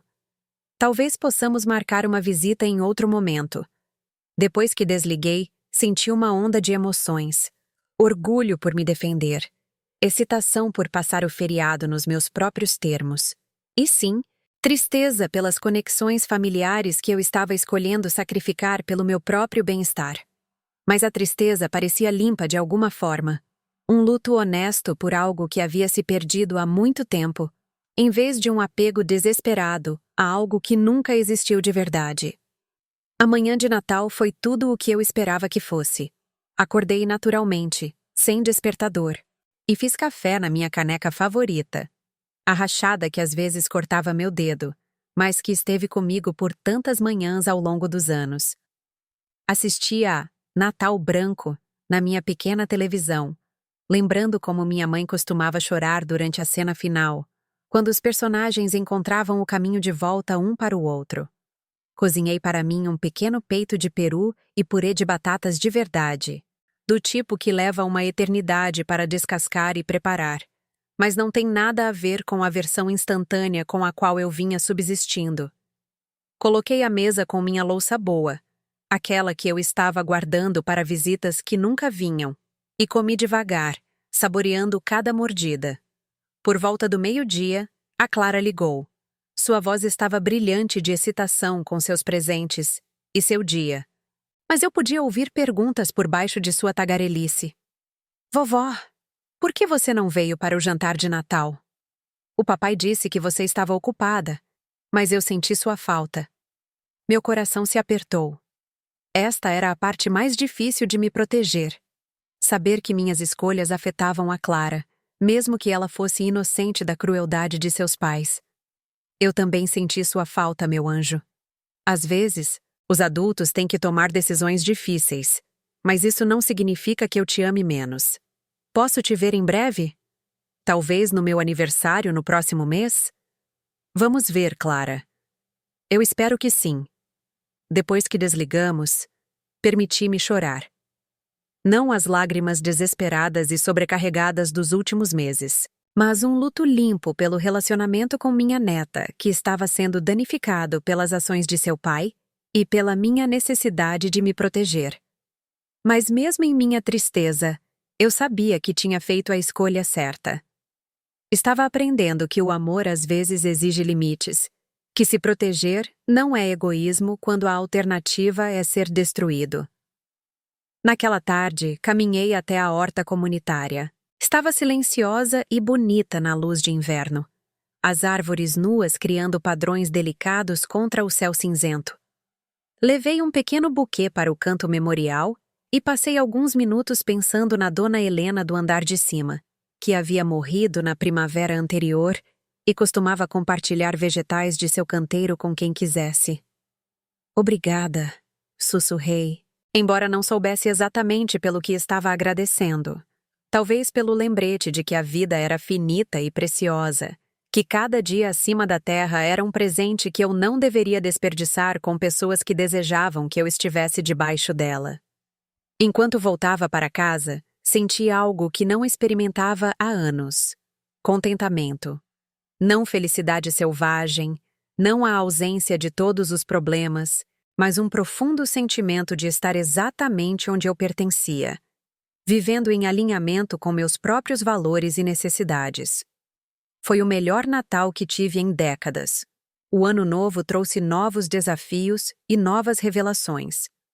O Marcos ligou no dia de Ano Novo, ostensivamente para me desejar feliz Ano Novo, mas na verdade para me fazer sentir culpada por faltar ao jantar de Natal. A Beatriz ficou muito magoada por você não ter vindo, ele disse. Ela se deu a muito trabalho para planejar a refeição. Tenho certeza que sim, eu disse uniformemente. Espero que tenha sido adorável. Mãe, o que está acontecendo com você ultimamente?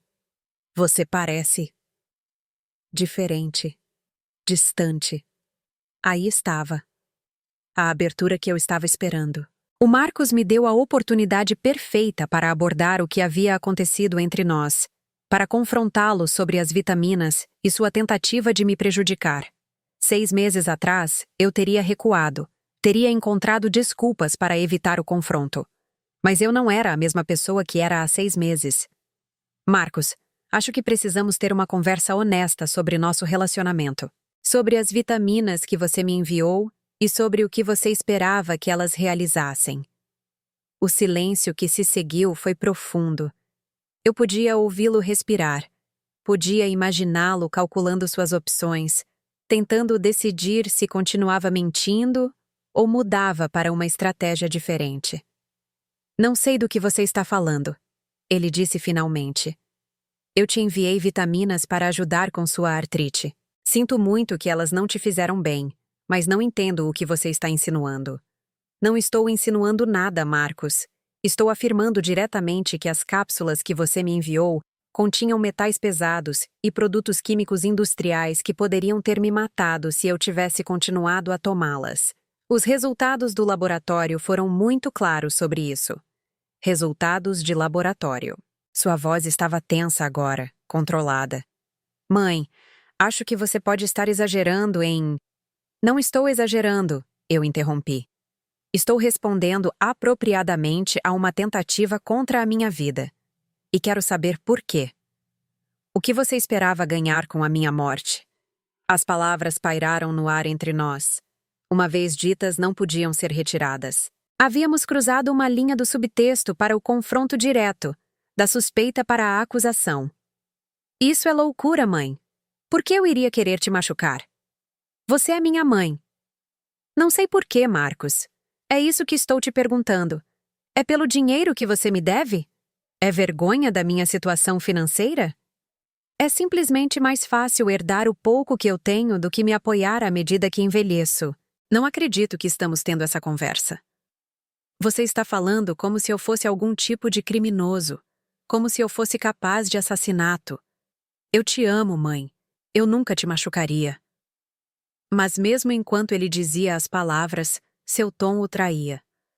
Não havia choque em sua voz, nenhum horror genuíno em ser acusado de tentativa de homicídio. Havia apenas cálculo. O som de alguém tentando gerenciar uma situação difícil em vez de responder a um mal-entendido devastador.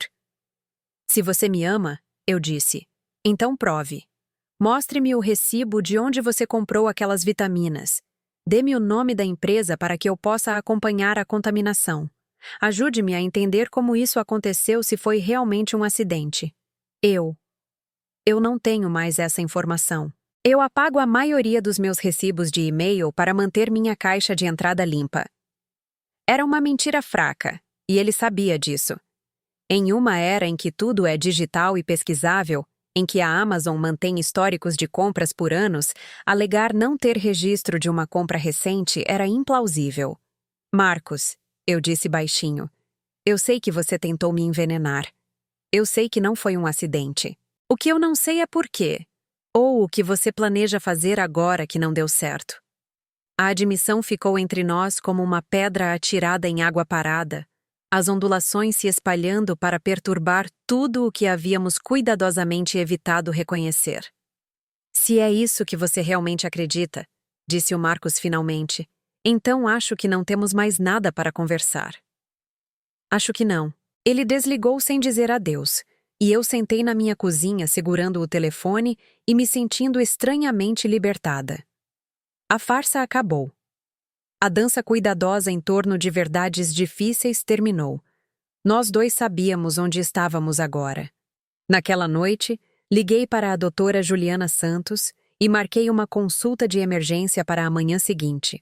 Era hora de tomar medidas legais concretas para me proteger, independentemente do que isso pudesse custar, em termos de relacionamentos familiares. Juliana ouviu meu relato da ligação com interesse profissional e preocupação pessoal. Dona Vera, o que seu filho acabou de fazer é essencialmente uma confissão. Quando confrontada com evidências de irregularidades, uma pessoa inocente expressa choque e horror. Eles exigem ver as evidências. Eles insistem em investigar como tal coisa poderia ter acontecido. Seu filho não fez nada disso. Então, o que eu faço agora? Isso depende do resultado que você deseja. Se você quer que ele seja processado, podemos levar as evidências ao promotor público. Se você quer proteção sem necessariamente destruí-lo, podemos buscar medidas protetivas e outras salvaguardas legais. Se você quer lidar com isso privadamente, podemos ajudá-la a documentar tudo para sua própria proteção.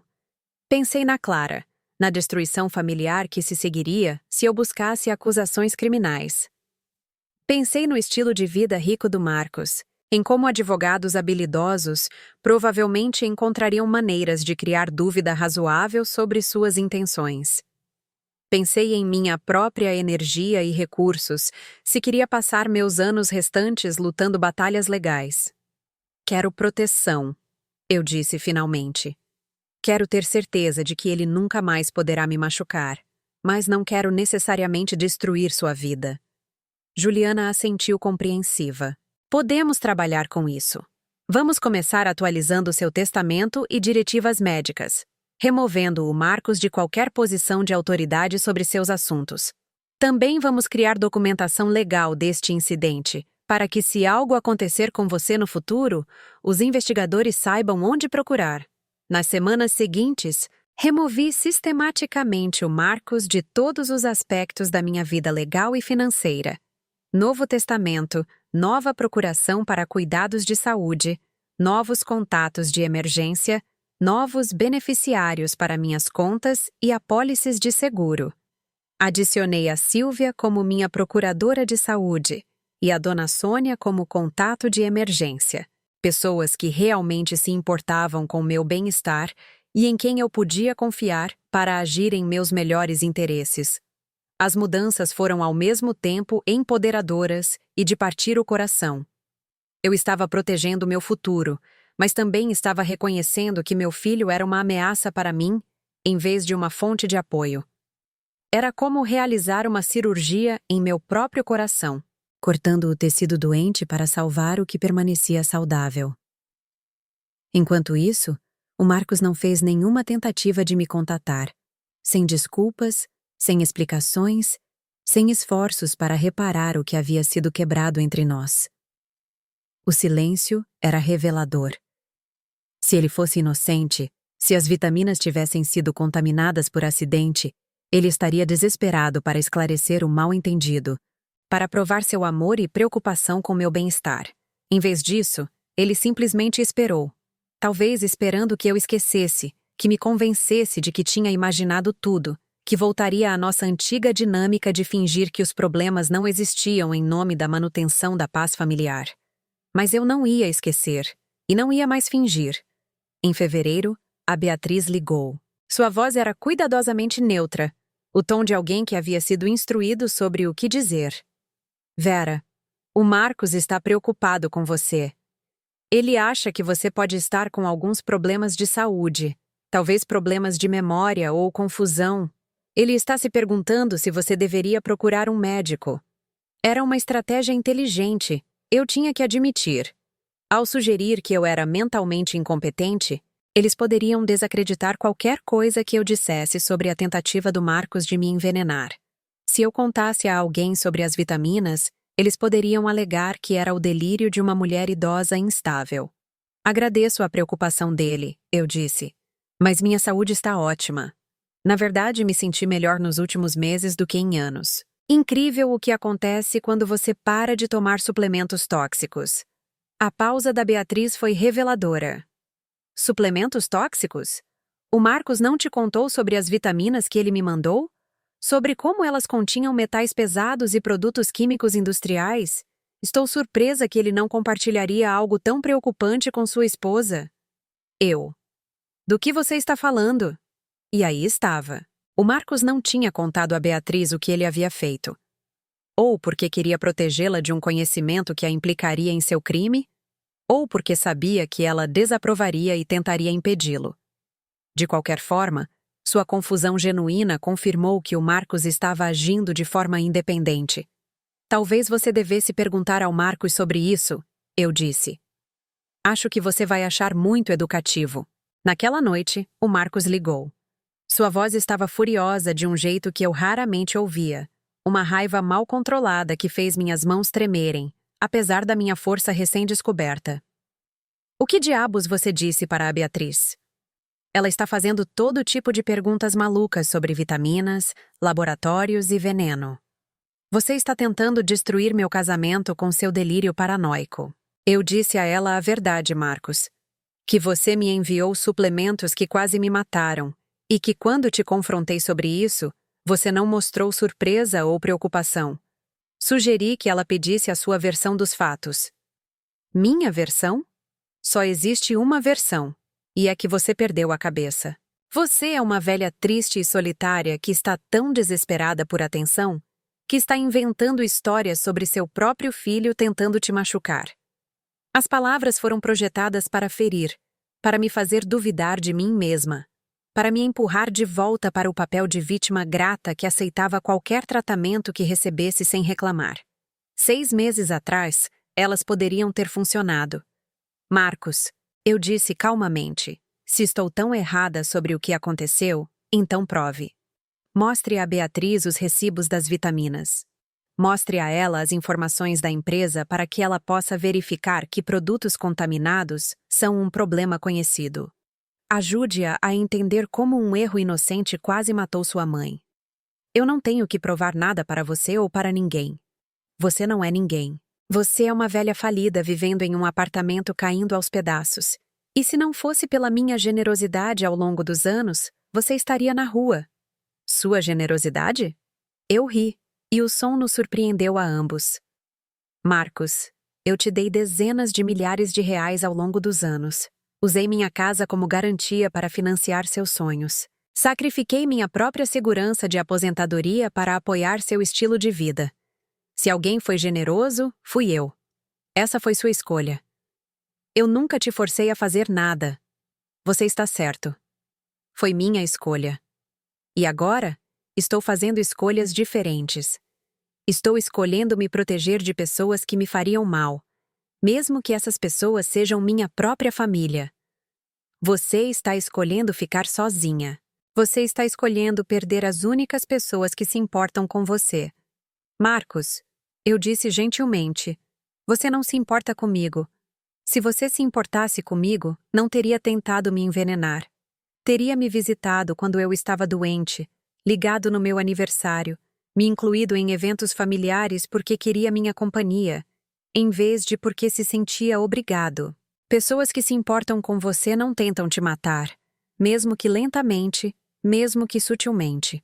A verdade pairou entre nós, simples e inegável.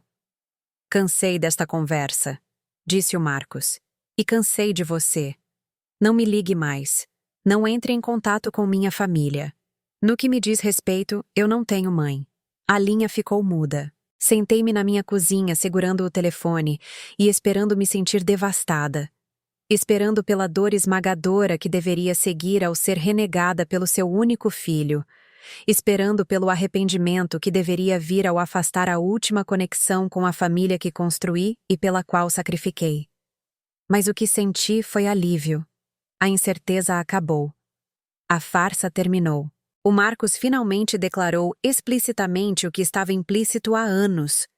Nosso relacionamento era transacional, e quando parei de lhe fornecer valor, ele estava disposto a me descartar completamente. Doeu, mas foi uma dor limpa. Como arrancar um curativo que cobria uma ferida por muito tempo, permitindo que o ar e a luz finalmente chegassem ao tecido danificado para que ele pudesse começar a cicatrizar adequadamente. Naquela noite, liguei para a dona Sônia e perguntei se ela queria subir para tomar um chá. Ela chegou em minutos, deu uma olhada no meu rosto e me deu o tipo de abraço que eu não recebia há anos. O que aconteceu, minha filha? Contei a ela sobre a conversa com o Marcos, sobre sua rejeição final, sobre a estranha sensação de alívio que senti por baixo da tristeza. Você sabe o que isso significa? Ela disse quando terminei. Significa que você está livre. Livre para construir uma vida baseada no amor, em vez do medo, no respeito em vez da exploração. Seu filho, ele te deu um presente, mesmo que não quisesse. Um presente. Permissão para parar de tentar ganhar o amor de alguém que é incapaz de dá-lo. Permissão para encontrar pessoas que te amarão por quem você é, em vez do que você pode fornecer. Isso é um presente precioso, mesmo que venha embrulhado em dor. Com a chegada da primavera, descobri que ela estava certa. Sem o dreno constante das demandas e manipulações do Marcos, eu tinha energia para outros relacionamentos. Aprofundei minha amizade com a Sílvia, encontrando-a semanalmente para café e longas caminhadas por diferentes bairros de São Paulo. Envolvi-me mais na horta comunitária, eventualmente ganhando meu próprio canteiro onde cultivava tomates, ervas e flores que compartilhava com os vizinhos. Entrei para um clube do livro na biblioteca. Um grupo de mulheres da minha idade que se reunia mensalmente para discutir romances e compartilhar histórias de nossas próprias vidas. Aprendi que não era a única que lutava com filhos adultos difíceis, que havia sacrificado demais por familiares ingratos, que havia feito a difícil escolha de priorizar seu próprio bem-estar. Comecei a ter aulas de pintura no Centro de Convivência para Idosos, descobrindo talentos que nunca tive tempo para desenvolver quando minha vida girava em torno das necessidades do Marcos. Minha professora, uma professora de arte aposentada chamada Bárbara, me incentivou a inscrever alguns de meus trabalhos em uma exposição de arte local. A ideia pareceu ridícula no início. Eu, uma mulher de 73 anos que nunca havia pintado nada mais sofisticado do que armários de cozinha, exibindo arte para outros julgarem. Mas eu fiz mesmo assim, 3 pequenas telas com flores da horta comunitária, representações simples, mas honestas, da beleza que ajudei a nutrir. Elas não ganharam nenhum prêmio, mas também não me envergonharam. Mais importante, o ato de criar algo bonito, de contribuir para o acervo de arte e significado do mundo, parecia uma forma de oração. Pela primeira vez em décadas, eu estava vivendo, em vez de apenas sobreviver. A ligação sobre a Clara veio em maio, bem quando os tomates da minha horta estavam começando a florescer. Era a Beatriz, e sua voz estava diferente do que eu já tinha ouvido. Menor, mais vulnerável, despojada da hostilidade educada que caracterizou nossas conversas anteriores. Vera, preciso falar com você sobre a Clara, sobre o Marcos. Meu coração se apertou. A Clara está bem? Ela. Ela tem perguntado por você constantemente, querendo saber por que você não visita mais, por que não foi à festa de aniversário dela no mês passado. O Marcos diz a ela que você está muito ocupada, que tem outras prioridades, mas ela não entende. O que o Marcos te diz? Uma longa pausa. É sobre isso que eu queria falar com você. Depois do que você disse sobre as vitaminas, comecei a prestar atenção em coisas que tinha ignorado antes. A. Raiva do Marcos quando seu nome surge. Sua recusa em explicar por que você parou de visitar. Alguns documentos financeiros que encontrei que sugerem que ele tem gerenciado seu dinheiro de maneiras que não fazem sentido. Meu pulso acelerou. Que tipo de documentos financeiros? Cópias de cheques das suas contas. Documentos de empréstimo com sua assinatura que não me lembro de você ter assinado. Extratos de investimento mostrando grandes transferências de contas em seu nome para contas em nome dele. A sala começou a girar. Eu sabia que o Marcos havia pego dinheiro emprestado de mim ao longo dos anos, mas presumi que essas transações eram empréstimos diretos, não um roubo financeiro sofisticado. Beatriz, eu disse cuidadosamente. Há quanto tempo você sabe disso? Eu suspeitava que algo estava errado há um tempo, mas me convenci de que não era da minha conta. Você e o Marcos eram adultos resolvendo seus próprios arranjos financeiros. Mas depois que você mencionou as vitaminas, depois que vi o quão zangado ele ficou quando perguntei sobre elas, comecei a procurar mais a fundo. E o que você encontrou? O suficiente para perceber que meu marido tem roubado sistematicamente de sua mãe por anos. E que quando você começou a fazer perguntas, ele decidiu resolver o problema permanentemente. Ela entendeu. A esposa do Marcos, a mãe de sua filha, a pessoa que o conhecia mais intimamente, havia chegado à mesma conclusão que eu sobre suas intenções. Beatriz, o que você quer de mim? Quero manter a Clara segura. Se o Marcos é capaz do que eu acho que ele é capaz, se ele realmente tentou envenenar a própria mãe, então o que ele poderia fazer com outras pessoas que ficarem em seu caminho? O que ele poderia fazer comigo se eu ameaçar expô-lo? Era uma pergunta assustadora, que abria possibilidades que eu estava tentando não considerar.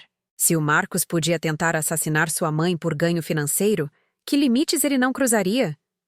Até onde ele iria para proteger seu estilo de vida e reputação? Você o confrontou? Não diretamente. Mas ele sabe que tenho feito perguntas. Ele tem estado diferente ultimamente, me observando com mais cuidado, mexendo nas minhas coisas. Peguei-o olhando meu celular na semana passada. Beatriz, Você e a Clara precisam estar em um lugar seguro enquanto resolvemos isso. Você tem família com quem poderia ficar? Meus pais estão em Campinas.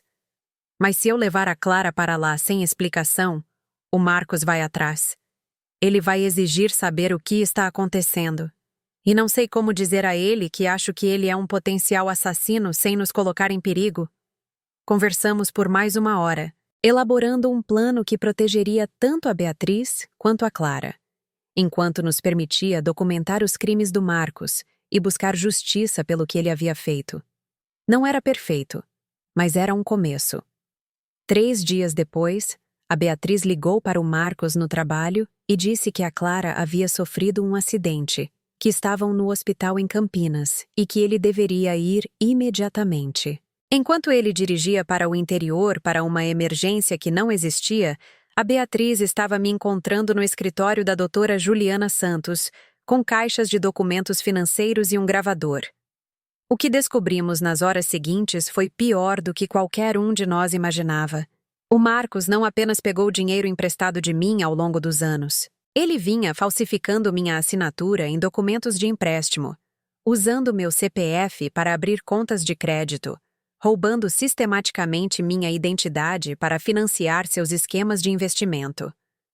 O dinheiro que pensei ter dado livremente a ele era, na verdade, dinheiro que ele havia roubado, muitas vezes sem meu conhecimento.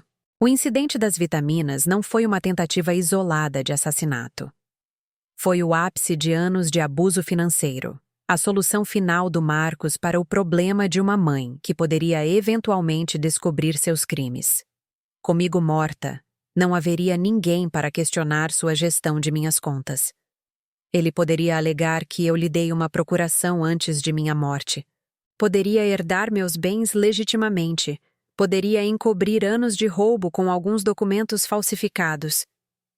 Isso é abuso financeiro de idosos em grande escala, disse Juliana enquanto revisávamos as evidências. Estamos falando de centenas de milhares de reais roubados ao longo de vários anos.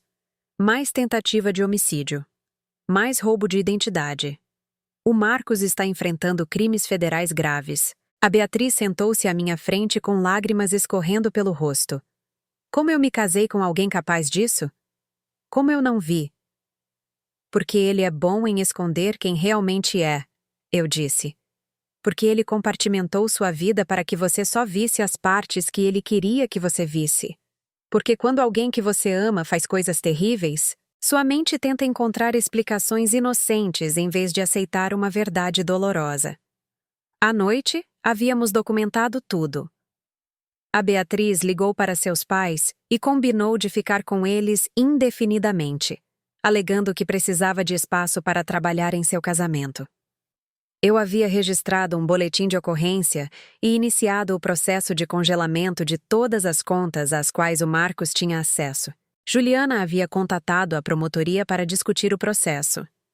Passava da meia-noite quando finalmente voltei ao meu apartamento, exausta, mas estranhamente em paz. A verdade estava exposta. As evidências estavam preservadas. A capacidade do Marcos de me machucar, ou a qualquer outra pessoa, estava sendo sistematicamente desmantelada por pessoas que entendiam seu perigo e estavam comprometidas em detê-lo. Enquanto eu sentava na minha cozinha tomando chá de camomila e pensando em tudo o que havia acontecido, percebi que era assim que a coragem se parecia.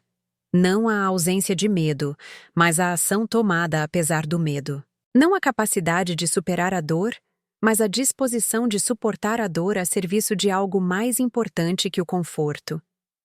Pensei na mulher que eu era há 1 ano. Desesperada, explorada, tão faminta por amor que aceitei o abuso como seu substituto. Aquela mulher teria ficado apavorada com os passos que dei hoje. Ela teria se preocupado em ficar sozinha, em perder sua última conexão com a família, em sobreviver sem a atenção ocasional do Marcos. Mas aquela mulher estava morrendo lentamente, envenenada por mais do que vitaminas tóxicas.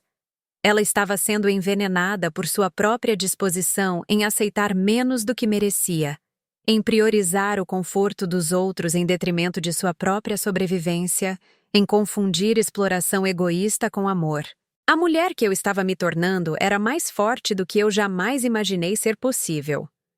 As prisões ocorreram no final de junho, bem quando meus tomates estavam amadurecendo na horta comunitária. O Marcos foi detido em seu escritório na Faria Lima, levado algemado passando por colegas que o respeitavam como um financista de sucesso. As acusações incluíam abuso financeiro de idosos, roubo de identidade, fraude e tentativa de homicídio. Seus bens foram congelados para investigação, seu passaporte confiscado para evitar o risco de fuga. Não senti satisfação em sua queda. Apenas uma profunda tristeza pelo desperdício de tudo. O Marcos era genuinamente talentoso, genuinamente capaz de sucesso legítimo. Mas em algum ponto do caminho, ele decidiu que pegar atalhos através da vida de outras pessoas era mais fácil do que construir a sua própria honestamente. A Clara me ligou naquela noite de Campinas, sua vozinha confusa e assustada. Vovó, a mamãe diz que o papai não pode voltar para casa por um tempo. Ela diz que ele fez algumas escolhas ruins. Eu não entendo o que aconteceu. Como você explica a uma criança de 5 anos que o pai dela tentou assassinar a avó? Como você ajuda uma criança a processar a realidade de que alguém que ela ama é capaz de ações monstruosas? Às vezes os adultos cometem erros, meu anjo. Erros muito grandes que machucam outras pessoas. Quando isso acontece, eles têm que ficar longe por um tempo para pensar sobre o que fizeram e tentar consertar. O papai te machucou, vovó! Fechei os olhos procurando por palavras que fossem honestas sem serem traumatizantes. Sim, meu bem. O papai me machucou. Mas estou bem agora, e estou segura, e você e a mamãe também estão. Sinto sua falta, vovó. Posso te ver em breve? Eu adoraria isso, Clara. Vamos encontrar uma maneira de passar um tempo juntas, eu prometo. Depois que desligamos, permiti-me lamentar pela família que poderia ter sido. Pelo filho que poderia ter me amado em vez de me explorar. Pela nora que poderia ter sido uma amiga em vez de uma cúmplice. Pela neta que cresceria sabendo que seu pai era um criminoso. Mas também me senti grata pela família que escolhi. Dona Sônia, Silvia, os amigos da horta comunitária, do clube do livro e da aula de pintura. Pessoas que viam valor em mim além do que eu podia fornecer, que ofereciam afeto sem condições, que entendiam que o amor é sobre adição e não subtração. O julgamento foi marcado para outubro. Os advogados do Marcos tentaram várias estratégias para arquivar as acusações, alegando que eu lhe dei permissão para cuidar das minhas finanças, sugerindo que eu era mentalmente incompetente e, portanto, uma testemunha não confiável, argumentando que a contaminação das vitaminas havia sido acidental. Mas as evidências eram esmagadoras. O testemunho da Beatriz sobre o comportamento do Marcos e os documentos financeiros que ela descobriu. Os resultados do laboratório mostrando contaminação deliberada das cápsulas de vitaminas. Registros bancários mostrando roubo sistemático ao longo de vários anos. Testemunhas de caráter descrevendo a manipulação calculada do Marcos das relações familiares para ganho financeiro. No dia da sentença, sentei-me no tribunal e observei meu filho conhecer seu destino. 15 anos em prisão federal por abuso de idosos, roubo de identidade e tentativa de homicídio. Ele seria elegível para liberdade condicional em 8 anos se demonstrasse bom comportamento e concluísse a restituição financeira. Antes de ser levado, o Marcos se virou para me olhar. Eu esperava ver raiva, ressentimento ou culpa em seus olhos. Em vez disso, vi algo que parecia quase alívio. Como se o peso de manter suas mentiras finalmente tivesse se tornado pesado demais para carregar, e a prisão oferecesse uma espécie de libertação da complexa teia de mentiras que ele vinha vivendo. Senti pena dele então, uma tristeza genuína pela pessoa que ele se tornou e pela vida que desperdiçou. Mas não me senti culpada pelas escolhas que nos levaram a este momento. Eu havia me protegido e a outras vítimas em potencial. Eu havia escolhido a verdade em vez de ilusões confortáveis. Eu havia valorizado minha própria vida o suficiente para lutar por ela. Naquela noite, a Beatriz e a Clara vieram me visitar pela primeira vez desde que toda a aprovação começou. A Beatriz parecia mais velha, desgastada pelo estresse dos últimos meses, mas também de alguma forma mais leve. O fardo de viver com alguém que ela subconscientemente sabia ser perigoso havia sido levantado. Sinto muito. Ela disse assim que entrou no meu apartamento. Sinto muito por ter te tratado mal. Sinto muito por ter permitido o comportamento do Marcos. Sinto muito por não ter visto o que estava acontecendo até ser quase tarde demais. Você não tinha como saber, eu disse, embora nós duas soubéssemos que isso não era inteiramente verdade. O Marcos era muito bom em compartimentalizar, em mostrar rostos diferentes para pessoas diferentes. A Clara havia crescido nos meses desde que a vi, mas ainda tinha os mesmos olhos grandes que viam tudo e processavam emoções com uma honestidade surpreendente. Vovó, é minha culpa que o papai foi embora? Eu não fui boa o suficiente para ele querer ficar? Meu coração se partiu por ela, pela culpa que ela carregava e que pertencia inteiramente aos adultos que a falharam. Oh, meu anjo, nada disso é sua culpa. Seu pai foi embora porque fez escolhas ruins, não por causa de nada que você fez ou deixou de fazer. Você é perfeita exatamente como é, e quem não vê isso tem algo de errado com os olhos, não com você. Passamos a noite cozinhando o jantar juntas, a Clara me ajudando a lavar os vegetais, enquanto a Beatriz e eu conversávamos sobre assuntos práticos. Recuperação financeira, arranjos de custódia, como ajudar a Clara a processar o que havia acontecido sem assumir a responsabilidade por falhas adultas.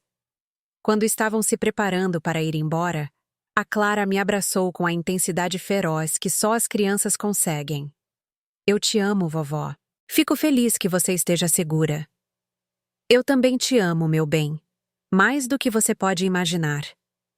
Depois que elas foram embora, sentei-me na minha sala de estar cercada pela vida que construí para mim mesma no último ano. Plantas em todas as janelas, pinturas que criei cobrindo as paredes, livros empilhados por toda parte, fotos de amigos e encontros na horta comunitária nas mesinhas. Não era a vida que eu imaginei quando era mais jovem. Não era o final de conto de fadas onde a mãe devotada é finalmente apreciada e cuidada por filhos gratos. Era algo melhor. Uma vida baseada na verdade em vez da ilusão, no autorrespeito em vez do autossacrifício, em conexões escolhidas em vez de obrigações biológicas. Eu estava sozinha, mas não solitária. Eu era independente, mas não isolada. Eu era mais velha, mas não diminuída. Eu era exatamente quem eu deveria ser. Enquanto escrevo esta história, já se passaram 2 anos desde que o Marcos foi sentenciado. A Clara me visita a cada 15 dias agora, pegando o ônibus de Campinas com a Beatriz, ou às vezes com sua avó materna. Cozinhamos juntas, trabalhamos na horta comunitária, pintamos quadros das flores que cultivamos. Ela está se saindo muito bem na terapia, processando as ações de seu pai com a resiliência que as crianças possuem quando estão cercadas por adultos que priorizam seu bem-estar em detrimento de sua própria conveniência. A Beatriz começou a namorar alguém novo, um homem gentil que trabalha como assistente social e trata tanto ela quanto a Clara com afeto genuíno. Ela o leva aos jantares de família às vezes, e eu a observo aprender como são os relacionamentos saudáveis, como o amor é diferente quando não está misturado com medo e manipulação. O Marcos me escreve cartas da prisão ocasionalmente. São principalmente desculpas, tentativas de explicar suas ações, promessas de que ele mudou e quer se redimir quando for solto. Eu as leio, mas não respondo. Aprendi que o perdão não requer um relacionamento contínuo, que a cura não depende da participação das pessoas que te machucaram. Recuperei a maior parte do dinheiro que ele roubou, embora o processo legal tenha sido lento e caro. Mais importante, descobri que não preciso de tanto dinheiro quanto pensava para viver bem. Quando sua vida não está sendo drenada por predadores financeiros, quando você não está tentando comprar amor de pessoas incapazes de vendê-lo, o que você tem rende mais do que você esperaria. Meus dias estão cheios agora de maneiras que nunca estiveram quando eu estava desesperadamente tentando manter conexão com pessoas que desejavam que eu não existisse. Sou voluntária na horta comunitária 3 dias por semana, dou aulas de pintura no centro de convivência, ajudo em programas de alfabetização na biblioteca, janto com amigos, participo de reuniões do Clube do Livro, vou a shows, cinemas e exposições de arte. Estou aprendendo espanhol com a Dona Sônia, tendo aulas de piano com um professor de música aposentado que mora no meu prédio, planejando uma viagem a Paris na próxima primavera com a Sílvia. Estou vivendo a vida que quero, em vez da vida que os outros esperam de mim. Às vezes as pessoas me perguntam se me arrependo das escolhas que fiz, se gostaria de ter tentado mais para manter meu relacionamento com o Marcos, apesar de tudo o que ele fez. A resposta é sempre não. Você não pode amar alguém para que essa pessoa te ame de volta. Você não pode se sacrificar o suficiente para ganhar o respeito de pessoas que te veem como descartável. Você não pode consertar relacionamentos que são fundamentalmente baseados na exploração em vez do cuidado mútuo. Mas você pode escolher se amar o suficiente para se afastar de pessoas que te machucam, mesmo quando essas pessoas compartilham seu DNA. Você pode escolher relacionamentos baseados na reciprocidade e no respeito, em vez de obrigação e culpa. Você pode escolher construir uma vida que te nutre em vez de te esgotar. A coisa mais radical que já fiz foi decidir que merecia algo melhor do que o que estava recebendo e, então, agir com base nessa decisão.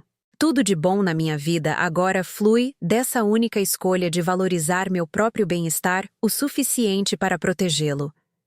Para qualquer pessoa que está ouvindo e se reconhece na minha história, que se sente presa em relacionamentos que drenam mais do que dão, que foi ensinada que amar significa aceitar qualquer tratamento que você receba, você merece algo melhor.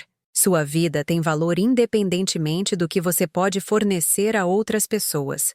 Seu bem-estar importa tanto quanto o de qualquer outra pessoa. Nunca é tarde demais para escolher a si mesmo. Nunca é tarde demais para construir uma vida baseada no amor em vez do medo. Você já se viu em uma situação em que teve que escolher entre a lealdade familiar e sua própria segurança? Onde descobriu que pessoas que você amava eram capazes de te machucar de maneiras que você nunca imaginou ser possível? Compartilhe sua história nos comentários abaixo. Às vezes, a coisa mais curativa que podemos fazer é perceber que não estamos sozinhos em nossas lutas. E se esta história ressoou com você, por favor, curta este vídeo e se inscreva no meu canal. Seu apoio me ajuda a continuar compartilhando essas verdades difíceis, mas importantes. Porque às vezes, abrir nossos corações para realidades dolorosas é a única maneira de dar espaço para a cura e a alegria genuínas. Obrigada por ouvir. Obrigada por se importar. Obrigada por acreditar que toda vida, incluindo a sua, tem um valor que vale a pena proteger.